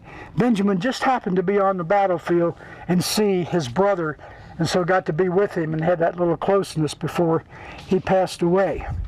Down this way is the grave of Eudora Lindsay South, born in 1888, died in 1978. How many of you all had Eudora Lindsay South in school as a music teacher or as a church work? Because she played the organ for a lot of churches and everything. Quite an interesting lady. Her parents are Eudora Lindsay and James K. Polk. They're buried right behind her here. Her mom started with her husband, James K. Polk, the Excelsior Institute out at Jet. That was in 1878, and it drew students from all over the United States.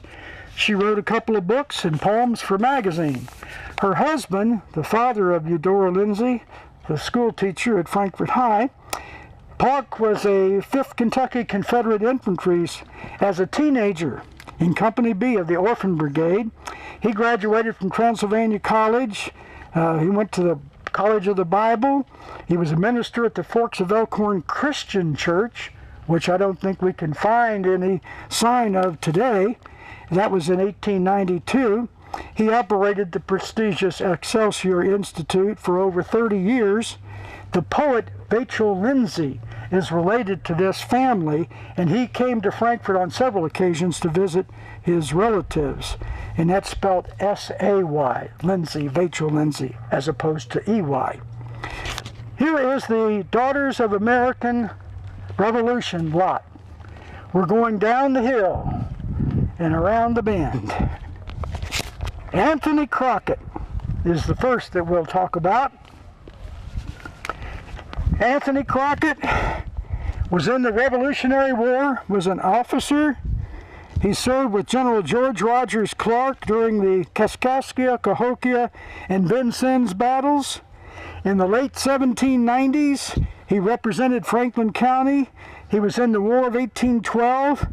He claimed to take Lafayette from the battlefield, September the 11th, 1777, and I have not been able to find official records of him taking Lafayette from the field. But if you read the family papers, that story is well alive with them. But I've got at the museum about 12 books on Lafayette. Lafayette was an amazing man, a Frenchman, very young. When he saw what George Washington was doing with the Revolution, he was in France. He took his own money, had a ship built. He had soldiers, I should say sailors, and they manned it. He paid for everything himself.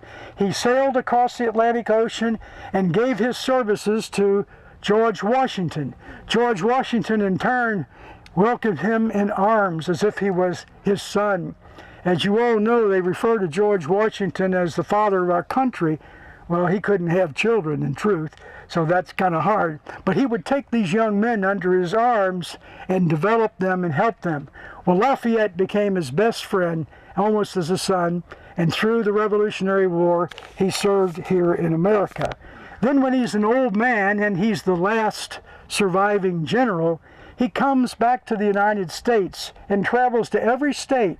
And he came to Frankfort, Kentucky in 1825, and Crockett, according to his family, sees him, and they just have tears of joy, you know, I remember that day, blah, blah, blah.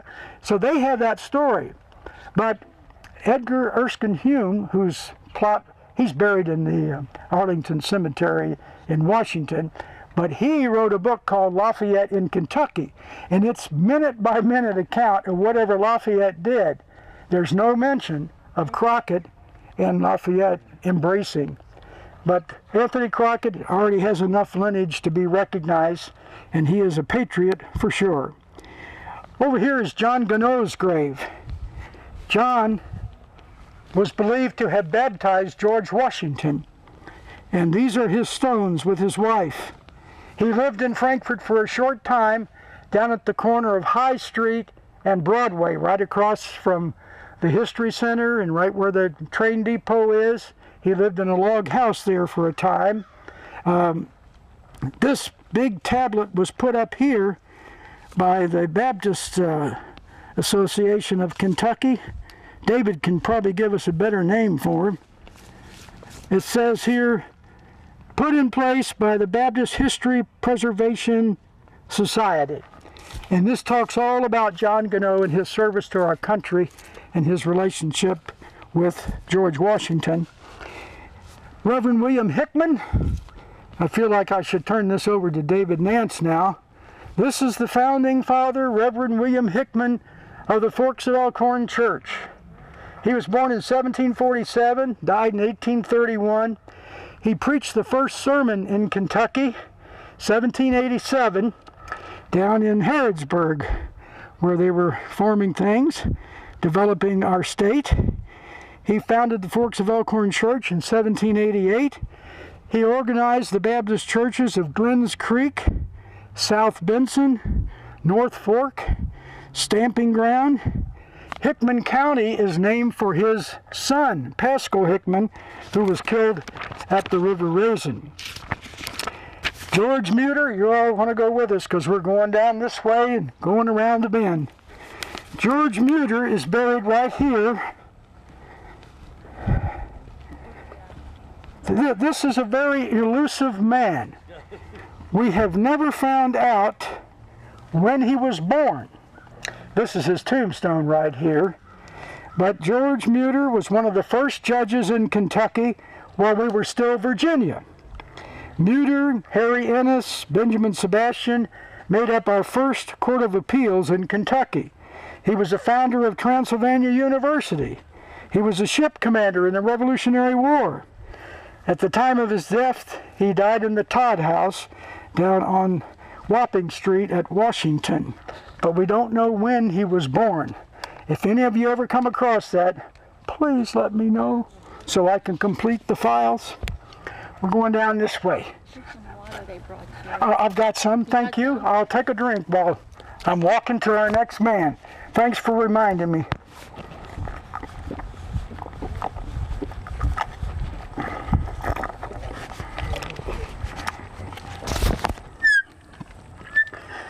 This is the gravesite of Edwin Porch Morrow.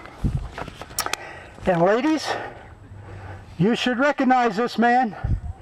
He was the governor of Kentucky when you got the right to vote. He helped pass that. He was a real funny character when he ran for office. He was a great stump orator. He was a nephew of Kentucky's first Republican governor, Bradley that we talked about, William O'Connell Bradley. He served in the United States Army during the Spanish-American War. He was U.S. District Attorney for Eastern District of Kentucky. He was considered for the Republican nominee for Vice President of the United States. In 1920, he signed women's right to vote, and then he died in 1935 at the home of his cousin. We saw her grave, Christine Bradley South, on Wapping Street, where Mayor Bill May's mother resides at the time. He got elected to office on a commercial. It was called Free Old Ring. Old Ring was a dog. During the election, they talked about taking the license tax off of a mountaineer's dog. It was kind of funny in the world of politics. Edwin P. Morrow, the state or somebody put this up not too many years ago, his special address that he gave. This grave right here is for William Granville Coblin, Sr. You may know Granville Coblin, Jr., his son. Granville was a Frankfort High graduate, Bachelor of Architecture at the University of Michigan. He taught at the University of Kentucky. He was a decorated soldier during World War II. He started the firm of Gray, Coblin and Porter. In 1954, William Gray, Charles Porter joined in later. We have an architectural exhibit on the second floor of the museum of Mr. Coblin and Mr. Porter and Mr. Gray's efforts. Over here is Alice Hume. Alice Hume died at Excelsior Farm. She lived in that old college location up on the hill outside of Jet. She was the daughter of John Knox Polk Jr. and Alice Seeley Alexander. She was a founder of the school, Capitol Day School. When it was located over on Capitol Avenue and 4th Street, where the KEA building is, that's where Capitol Day School started out. She was a very interesting lady. Colonel E.H. Taylor Hay, let's see where he is. Right here. Edmund Haynes Taylor Hay. He was related to Edmund Haynes Taylor of the whiskey fame, but his last name is Hay. He lived at Scotland out in Jet. You'll see it off the Versailles Road. When you're on I-64, you can see the big 4 pillars. He managed the Union League Club in Chicago for 37 years. He would go there on the weekends and come back to Frankfort during all that time. He spent time with Herbert Hoover and Eddie Rickenbacker. He went to Murray Street School, which is no longer with us. He was a federal judge. Harry Ennis was his great-great-great-grandfather, and his great-grandfather was whiskey magnate Colonel E.H. Taylor, Jr., whose graves we're going to visit shortly. On over to the next. How's everybody holding up? Good. Drink that water. It'll do wonders for you. Now there's a lot of famous names on this tier. When the cemetery was first opened, a lot of them wanted this spot. And as you look out and see the Kentucky River, and over here on the other side, the city of Frankfort, now you can see the new Capitol. This is a great spot to be. Governor John J. Crittenden. This was a remarkable person. This is his gravestone here, and it's got this mort cloth on it and everything. You see how this mort cloth is draped over it? That was an expensive cloth that they used to put on the caskets, and then they would take it off at burial time. And they put it on this particular monument so you could get a chance to see it. Governor John J. Crittenden. Oh, what can I not say about this man? He was an honest politician. When he died, he was broke. I'm serious. He was married 3 times. He had children, his wives had children, and he had a huge house downtown on Washington and Main Street on the northwest corner, which still stands today. He served several terms in the Kentucky General Assembly. He was governor of Kentucky. He was United States Senator twice. He was 5 times United States Attorney General. He authored the Crittenden Compromise during the Civil War, which was to prevent the war. Didn't work. 2 sons of his were generals in the Civil War. One is buried right over here somewhere, right here behind him. This is George Bibb Crittenden. He was the Confederate general. His other son was a Union general. And then, of course, Crittenden himself dies in 1863 before the war is over. So he never knew how his boys did, if they made it or didn't. They both made it. And as I told you earlier, at the State Mound, his grandson was killed at the Little Bighorn. And we have an exhibit inside of that building. If you're down there during the day, Monday through Friday, a lawyer, John Buffman, owns that building, and they have pictures of the governor and his sons and tell a little story about him inside the foyer there. His funeral was attended by thousands of people. It was held at the First Presbyterian Church. Zachary Taylor, on his way to become President of the United States, be inaugurated, he stopped at Crittenden's house and tried to get him to be his Secretary of State. Didn't happen. Here is the state monument for Crittenden. Here is a likeness of him. He was not a handsome man. Most of the pictures, he kind of looks like a horse. But he's a great man, and his deeds are incredible. He wasn't perfect, but he was pretty good at being a politician. Excuse me, do you know, is Roger Crittenden the... Roger Crittenden is distantly related. Roger's not really too interested in genealogy, so he hasn't searched back, but he is distantly related. I think all the Crittendens are. This is another one of his brothers, I think, sons rather. Yeah, this is Robert Crittenden. They all served in various wars. Here's Admiral Chapman Coleman Todd, this shaft right here. He was born at 333 West Main Street, downtown, right across from the Crittenden House. He was the son of Captain Harry Ennis Todd and a great-grandson of Chief Justice Thomas Todd. He was a stepson of John J. Crittenden.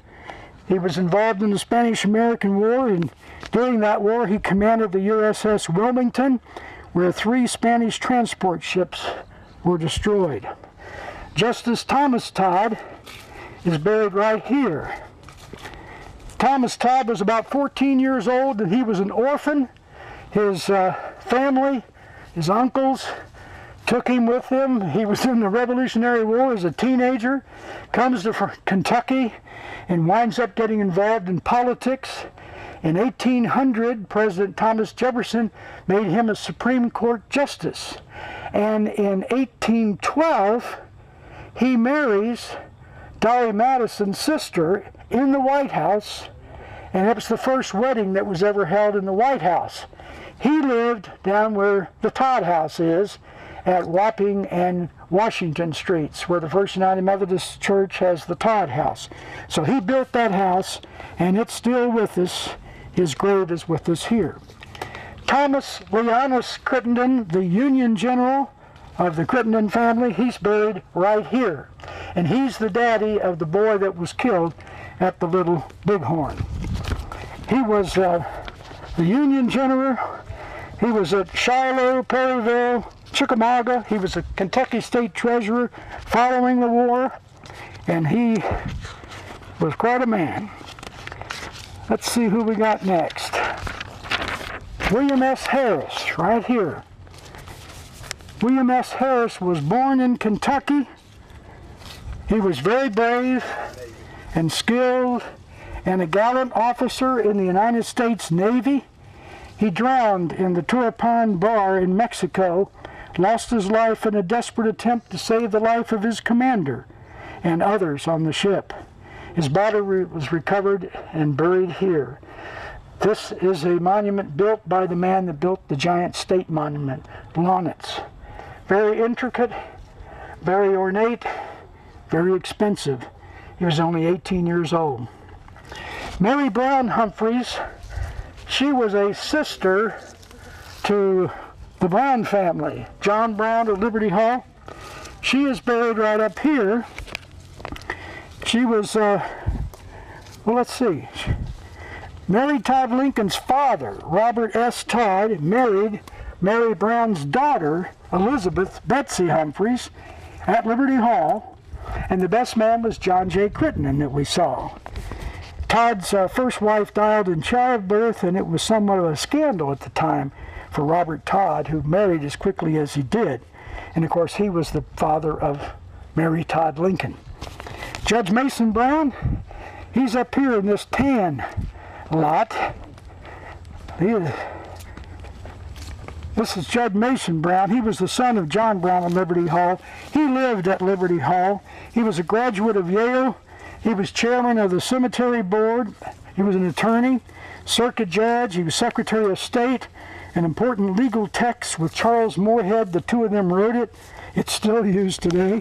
Commonwealth attorney for several years, U.S. District Attorney, and he was the son of John Brown and lived at Liberty Hall. And these are his children. Our next one is John Brown himself.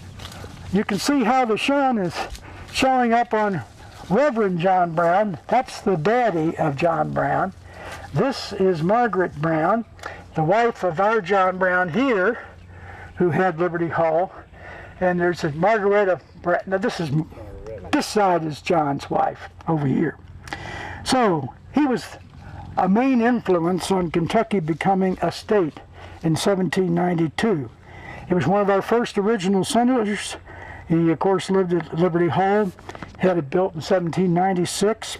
He's the last surviving member of the Continental Congress at his death in 1837. President James Monroe, along with his aides, Zachary Taylor and Andrew Jackson, had breakfast at Liberty Hall in 1819. That was quite a thing to have 3 presidents there at your house. His wife, she organized the first Sunday school west of the Allegheny Mountains. She was very eminent for her talents, for her learning, for her charity, and for her piety. Another one of the sons of John Brown is buried here, Orlando Brown. He was a newspaper man.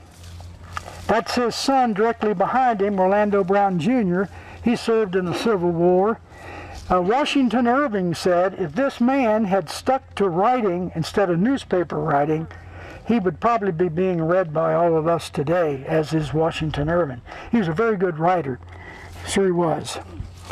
Over here is another brother of the Brown family. They were all quite unique in their work. This brother here, Preston W. Brown, was a doctor. And Preston Brown was in the little town of Frankfort, and he just couldn't get enough business to satisfy his family and take care of everybody. So he just says, I'm going to move to Louisville, where there's a bigger population and I'll have a better chance of having patients. He moves to Louisville, takes his family, and a freak accident. He's in the wrong place at the wrong time, walking down the street when he gets shot. It was a mistake, but he was killed. He didn't make it. Up here is the grave of Robert Wilmot Scott. Very important man in Frankfort. Robert Wilmot Scott established a newspaper called the Franklin Farmer. It was the second agricultural newspaper west of the Allegheny Mountains. He bought Locust Hill Estate, tore it down, and built Scotland that we talked about before, which is out off the Versailles Road.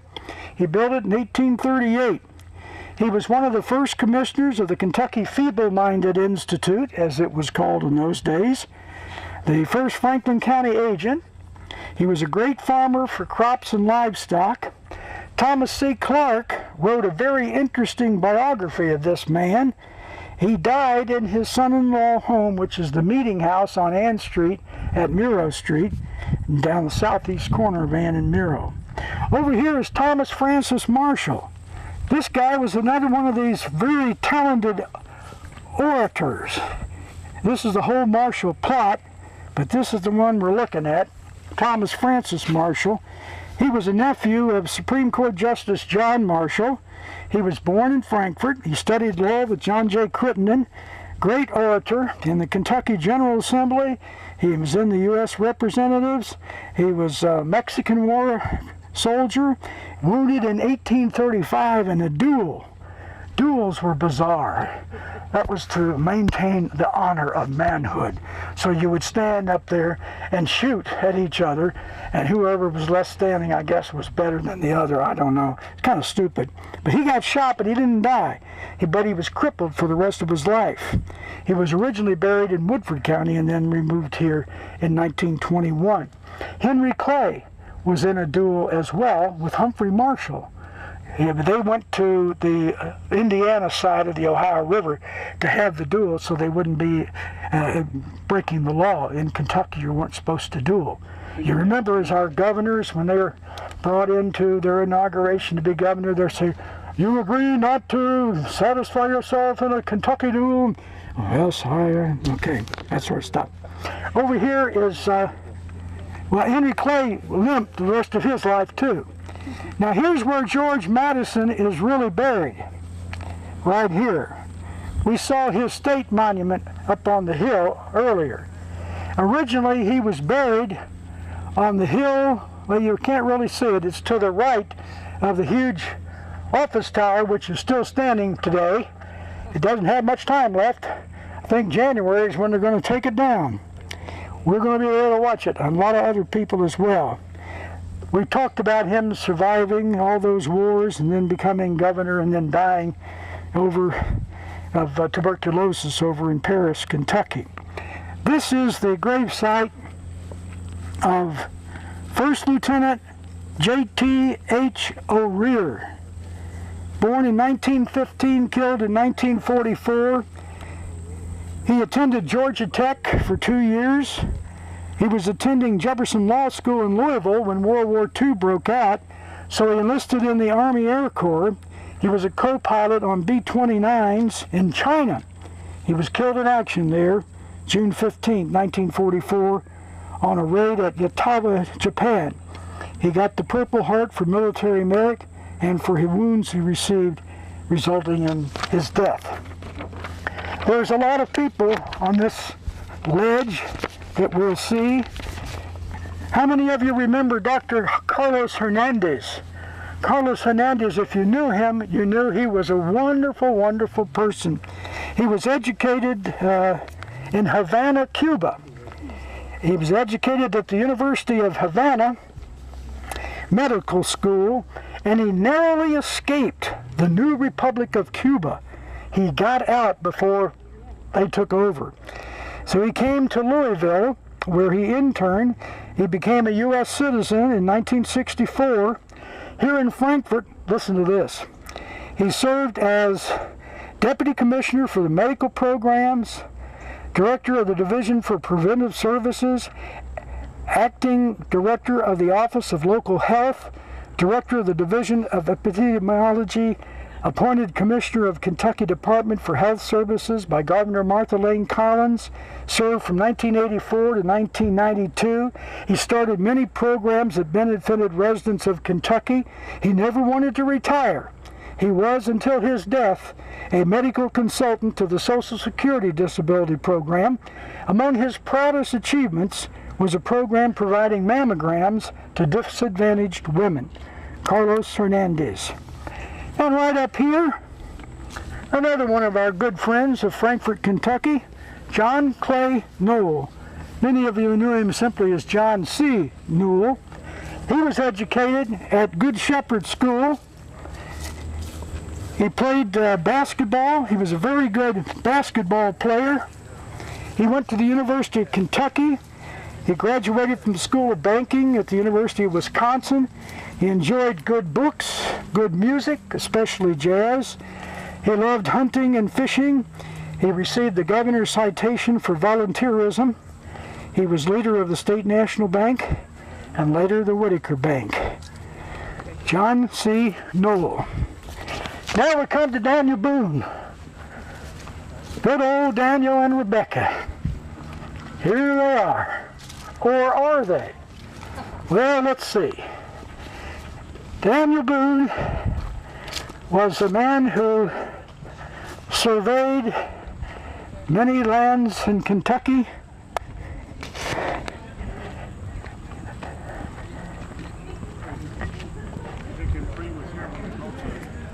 I'll wait till everybody gets around here.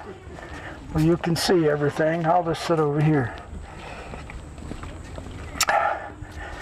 As you look behind me, you can see the Kentucky River and the city of Frankfort below us. Daniel Boone might be upset that he is allegedly buried here in the capital city. As you probably know, Daniel surveyed many, many thousands of acres in what would become Kentucky. And he got paid by many of the people he surveyed for in land. So he wound up with thousands of acres of property in what became the state of Kentucky. So after we become a state and we develop the counties, here come the politicians. We got taxes here now to run our government, and Daniel, you're going to have to pay tax on all this land you own. You got to be kidding. How can I do that? I can never afford to pay off. Well, sorry, then we'll just have to take your land. But couldn't you grandfather me in? Look, my sons died at the Battle of Blue Licks. I gave blood to this state. I helped create you all. Oh, I'm sorry, if we did it for you, we'd have to do it for everybody, so that's the way it is. Well, he got mad. He left Kentucky in 1899 and said he wasn't coming back. He may not be back yet. He wound up going to Missouri, lived there to 1820. His wife died before he did. He was living with his son Nathan Boone there in Missouri, and she was buried in a small cemetery there in Missouri. And then when Daniel Boone died in 1820, he's allegedly buried there by her. Well, they said they couldn't put him right by her side because there wasn't any room in this little cemetery. So they said they buried him at the head of her grave. So you had Rebecca, then you had Daniel. This is lore now, let me tell you. Nobody knows the real story. And so when they decided to build this beautiful cemetery, the people that put it together, they had been visiting up in Boston to see the first incorporated cemetery, Mount Auburn. And Mason Brown of the Brown family that we talked about earlier, he came back here and said, we need to create a beautiful incorporated cemetery. And so they brought this guy in from Scotland to design the grounds, and it's much the same as he developed it. His name was Ralph Carmichael.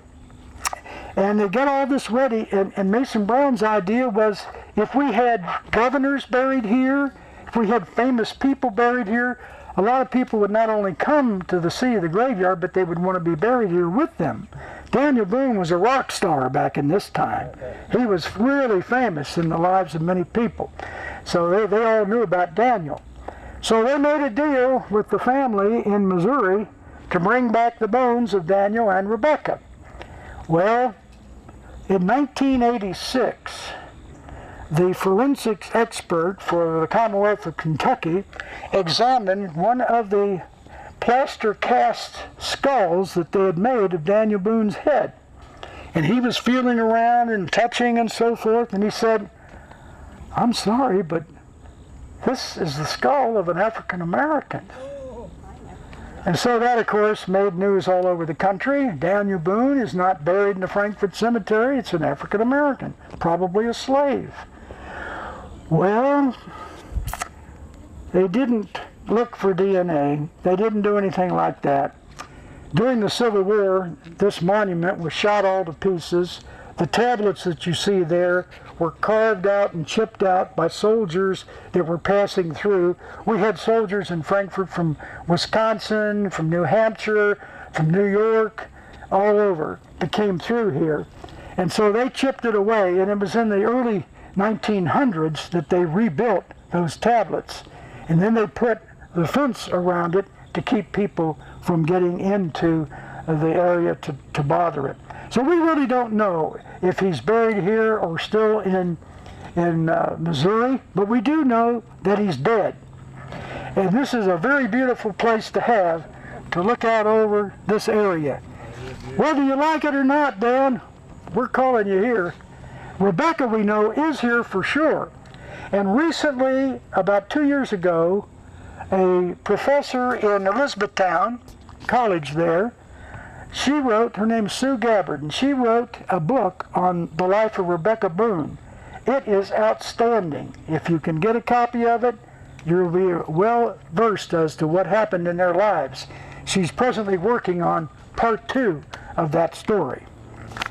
So Rebecca is recognized with a recent biography. Daniel's got many, but the mystery still lies somewhere maybe underneath that monument. Now we're going over here to one of Daniel Boone's friends. When he heard about Daniel Boone dying, he walked all the way from northern Kentucky to Frankfort to help pallbear with the grave sites. This is his name. The tombstone says Ellison Williamson. His name is really Ellison Williams, so they got that wrong. That's part of history. You can't trust even tombstones, folks. As a genealogist, you're hoping that you can get information from graveyards, and sometimes there's not quite the right information. We didn't go near it, but up in the central part of the graveyard is the graveyard for a man who is listed as being in all these battles, World War I and maybe another war or two, and he's listed as having been recognized with the Medal of Honor for the United States. And when I saw that, I thought, oh my goodness, we've got a Medal of Honor winner in the Frankfort Cemetery? So I started looking up the Medal of Honor recipients, and I couldn't find his name. It turns out his wife thought he should have got it, so she put it on his monument. So you just can't really tell. Now this little stone right here is the man who created the entire cemetery. This is the first superintendent, Robert Carmichael. And he was quite a fella. He came from Scotland, and he created what you see. He traveled all over places on the Kentucky River to get seeds and to bring in different flowers and foliage and plants and trees. And it was like an ecological garden when it was first opened up in the 1840s. Right here is the grave of Robert Burns Wilson. The guy was a poet. He was a painter. He was born in Pennsylvania. He came to Frankfort at the urging of our newspaper man, S.I.M. Major, whose house is the meeting house down at down at Ann Street in Muro. In 1898, when Robert Burns Wilson heard about the battleship Maine exploding in the Havana harbor, he sat down in a house right down here in Frankfort at the corner of Clinton and Ann Street and wrote a poem called Remember, Remember the Maine. Within a week's time, it was on the front page of the New York newspaper. Remember, remember the Maine. Over 2,000 Americans were killed in that battleship explosion. And that became the battle hymn of the Spanish-American War. He wrote it here in Frankfort, Kentucky. Over here is Governor Charles Moorhead. We're going to walk down a hill for a change instead of up. Charles Slaughter Moorhead. What a name, Slaughter. I like that. He represented Nelson County in the Kentucky legislature, then he moved to Frankfort in 1827. For those of you that are familiar with the house on Shelby Street between 3rd and 2nd, there's this big, beautiful brick mansion, expanded grounds. That was the house he first built. It was at 217 Shelby. And then in 1810, he moved to the house that's located on the northeast corner of Maine and Washington, where Big Bill Johnson has his law offices. He was in that house. He represented Franklin County before he became governor. He got so much response from the Franklin County voters that he named one of his kids Franklin. This one here, Franklin. That's kind of a nice tribute to us. He, during the Civil War, was a supporter of the Confederacy. He was arrested and put in prison for his support for the Confederacy. John J. Crittenden was instrumental. He just lived catty-cornered right across the street. He was instrumental in getting him out of prison. He went to Canada, stayed there until the war was over, and then he went south. Now we're going to walk down the hill here, and we're going to take a look at the biggest plot in the cemetery, and that's this one over here. And we'll see it from the front part of it. Let's go down the hill. It's a good time to take a drink of water. That's what I'm going to do.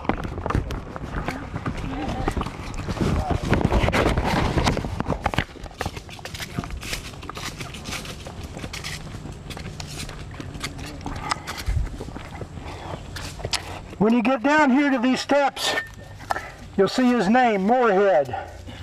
Does it make you think of a university here? That's what they were named for. Charles Slaughter Moorhead.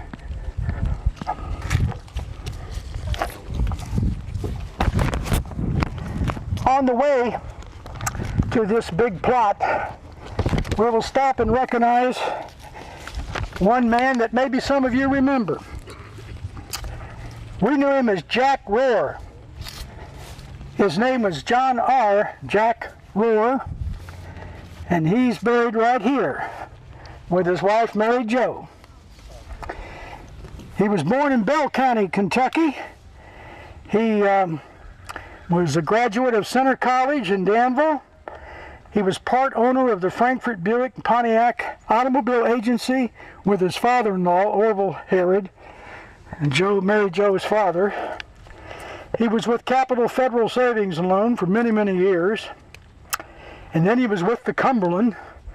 If you remember, they said, "We'll always be right here to serve you." Well, the Cumberland moved out on Louisville Road. Things change. You can't control the future. He was a big part of the JCs and the Elks Club for 35 years. He was a Park and Recreation Community Council member as well. He was with the Lions Club, with the Capitol Plaza Authority, which I guess is about ready to go out of commission. And he was with the YMCA. He was a baseball coach. He was really a community-minded man. Jack Rohr. Now let's all go over here. You can get up close and still be in the shade, and you can see the only mausoleum that we have, this crypt in the Frankfort Cemetery. This was designed by the same man that designed the big, huge state mound that was 65 feet tall that we saw. This is the grave plots for the Trabue family. Stephen Fitzjames Trabue was the original. Well, this vault was beautiful. All these stones you see here have fallen down. They didn't really build it properly, and the ground sank, and so the stones weakened and fell over. They're in the process of getting this sort of put back together the way it originally was. It has been vandalized. Back in the 90s, teenagers got inside. They had those metal coffins. I don't know if you've ever seen them, but they would have a glass top, and you could see your loved one just like he or she was when they died. But when these kids got in there, they broke the glass top and the faces just turned to dust. It was terrible to have that happen, but it did. But the tombstones, the vaults is continuing there. All of these people that are buried in this plot are related to him. He lived at Weehawken, if you know where that is, out toward Two Creeks. He was an attorney as well. This area that you see right here, this low spot, there was a pond here. We have several pictures, well, actually one good one, that shows the pond and this mausoleum the way it originally looked. So we fortunately have that. Years ago, the water just sunk and disappeared. We're going to walk around and get ready to wind our tour up. You all have been magnificent. If you want to go that way, since you're already over there, just head over toward those steps. That's where we're going. There's been talk of reviving this pond, but I doubt it'll ever happen.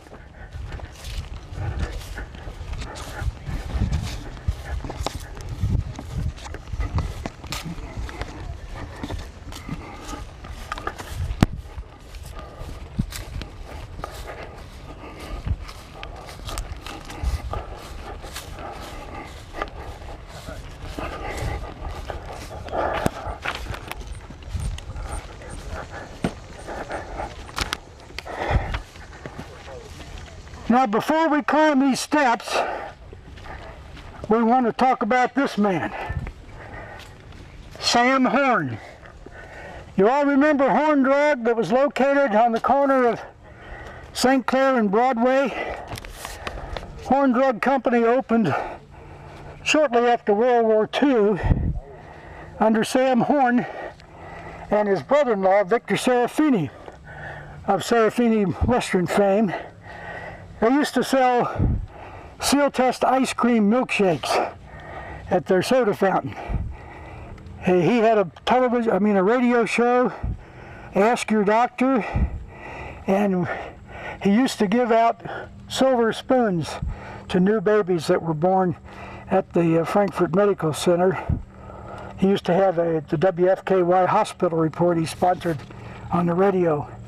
Sam was a World War II fighter and a good man to know, good guy.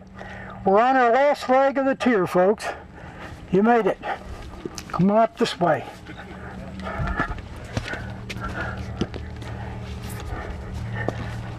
This is considered to be one of the most expensive monuments in the cemetery.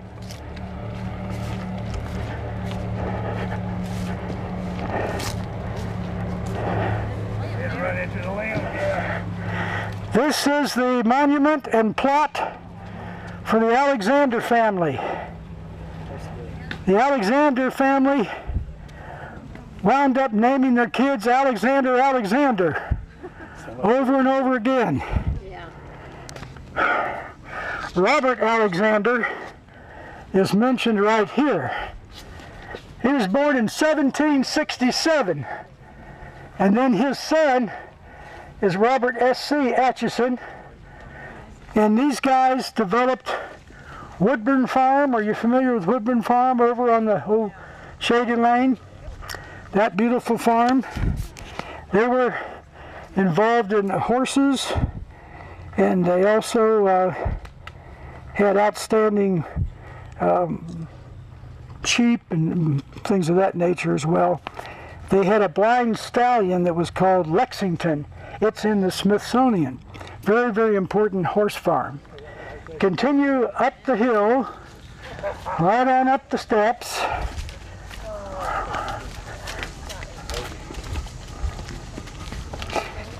Now here's a man that some people hate and other people's love. This is the grave site of none other than Colonel Edmund Haynes Taylor, E.H. Taylor of whiskey fame. He started a whiskey in the 1860s down where Buffalo Trace is. He built that distillery. Right across the river, he built the Hermitage Distillery in South Frankfort, between 4th Street and 2nd Street in the Paul Sawyer Drive area. That's where the Hermitage Distillery was. That was his as well. He has a son that's right here. This is Kenner Taylor's grave right here. You don't mind me being on here, do you, Kenner? Okay. Kenner, he wound up dying just after he got Old Granddad out there. It was called K. Taylor Distillery, then Old Granddad, and now Jim Beam owns that, and it's out there toward the Forks of Elkhorn. And then, ironically, you had horses, gambling, race horses. You got whiskey right here, and over here you got a Baptist preacher. Yeah, this is Reverend Cadwallader Lewis. That's a mouthful. Cadwallader Lewis started the Buck Run Baptist Church, and then had a little problem with the congregation, or they had a problem with him. He develops the Providence Baptist Church on down the road, and he lived not too far from there. His house still stands. It's called Bel Air. I was just there a few weeks ago. Some people that came into the museum were studying up on the Lewis family, on his father, John Lewis. John Lewis had a school called Llangollen, and in Ermina Jett Darnell's book, Filling the Chinks, she talks about Lincoln's wife, Mary Todd, going across the woods from her little family Franklin County home that was called Buena Vista, going to Langolan to play with the kids at the school. And so this guy that came to town was trying to find where the Langolan farm was. Well, I took him to Cadwallader's house. He appreciated that. But I want to see Langolan. We haven't found it yet. When you look on the big maps, you go to Google Earth, you can see some things that look like they might be ruins. So we're going to get back there one of these days and see if we can find it. All right, do you have any questions? This is the end of the run. You're back to your cars. It seems like we all made it without passing out. There's a time or two I thought I was going to go to Happy Land. Any questions? Very good. It's a good place to be if you go passing off, because you're already set for it all. Thank you all very much for coming. Thank you. Thanks for sweating it out.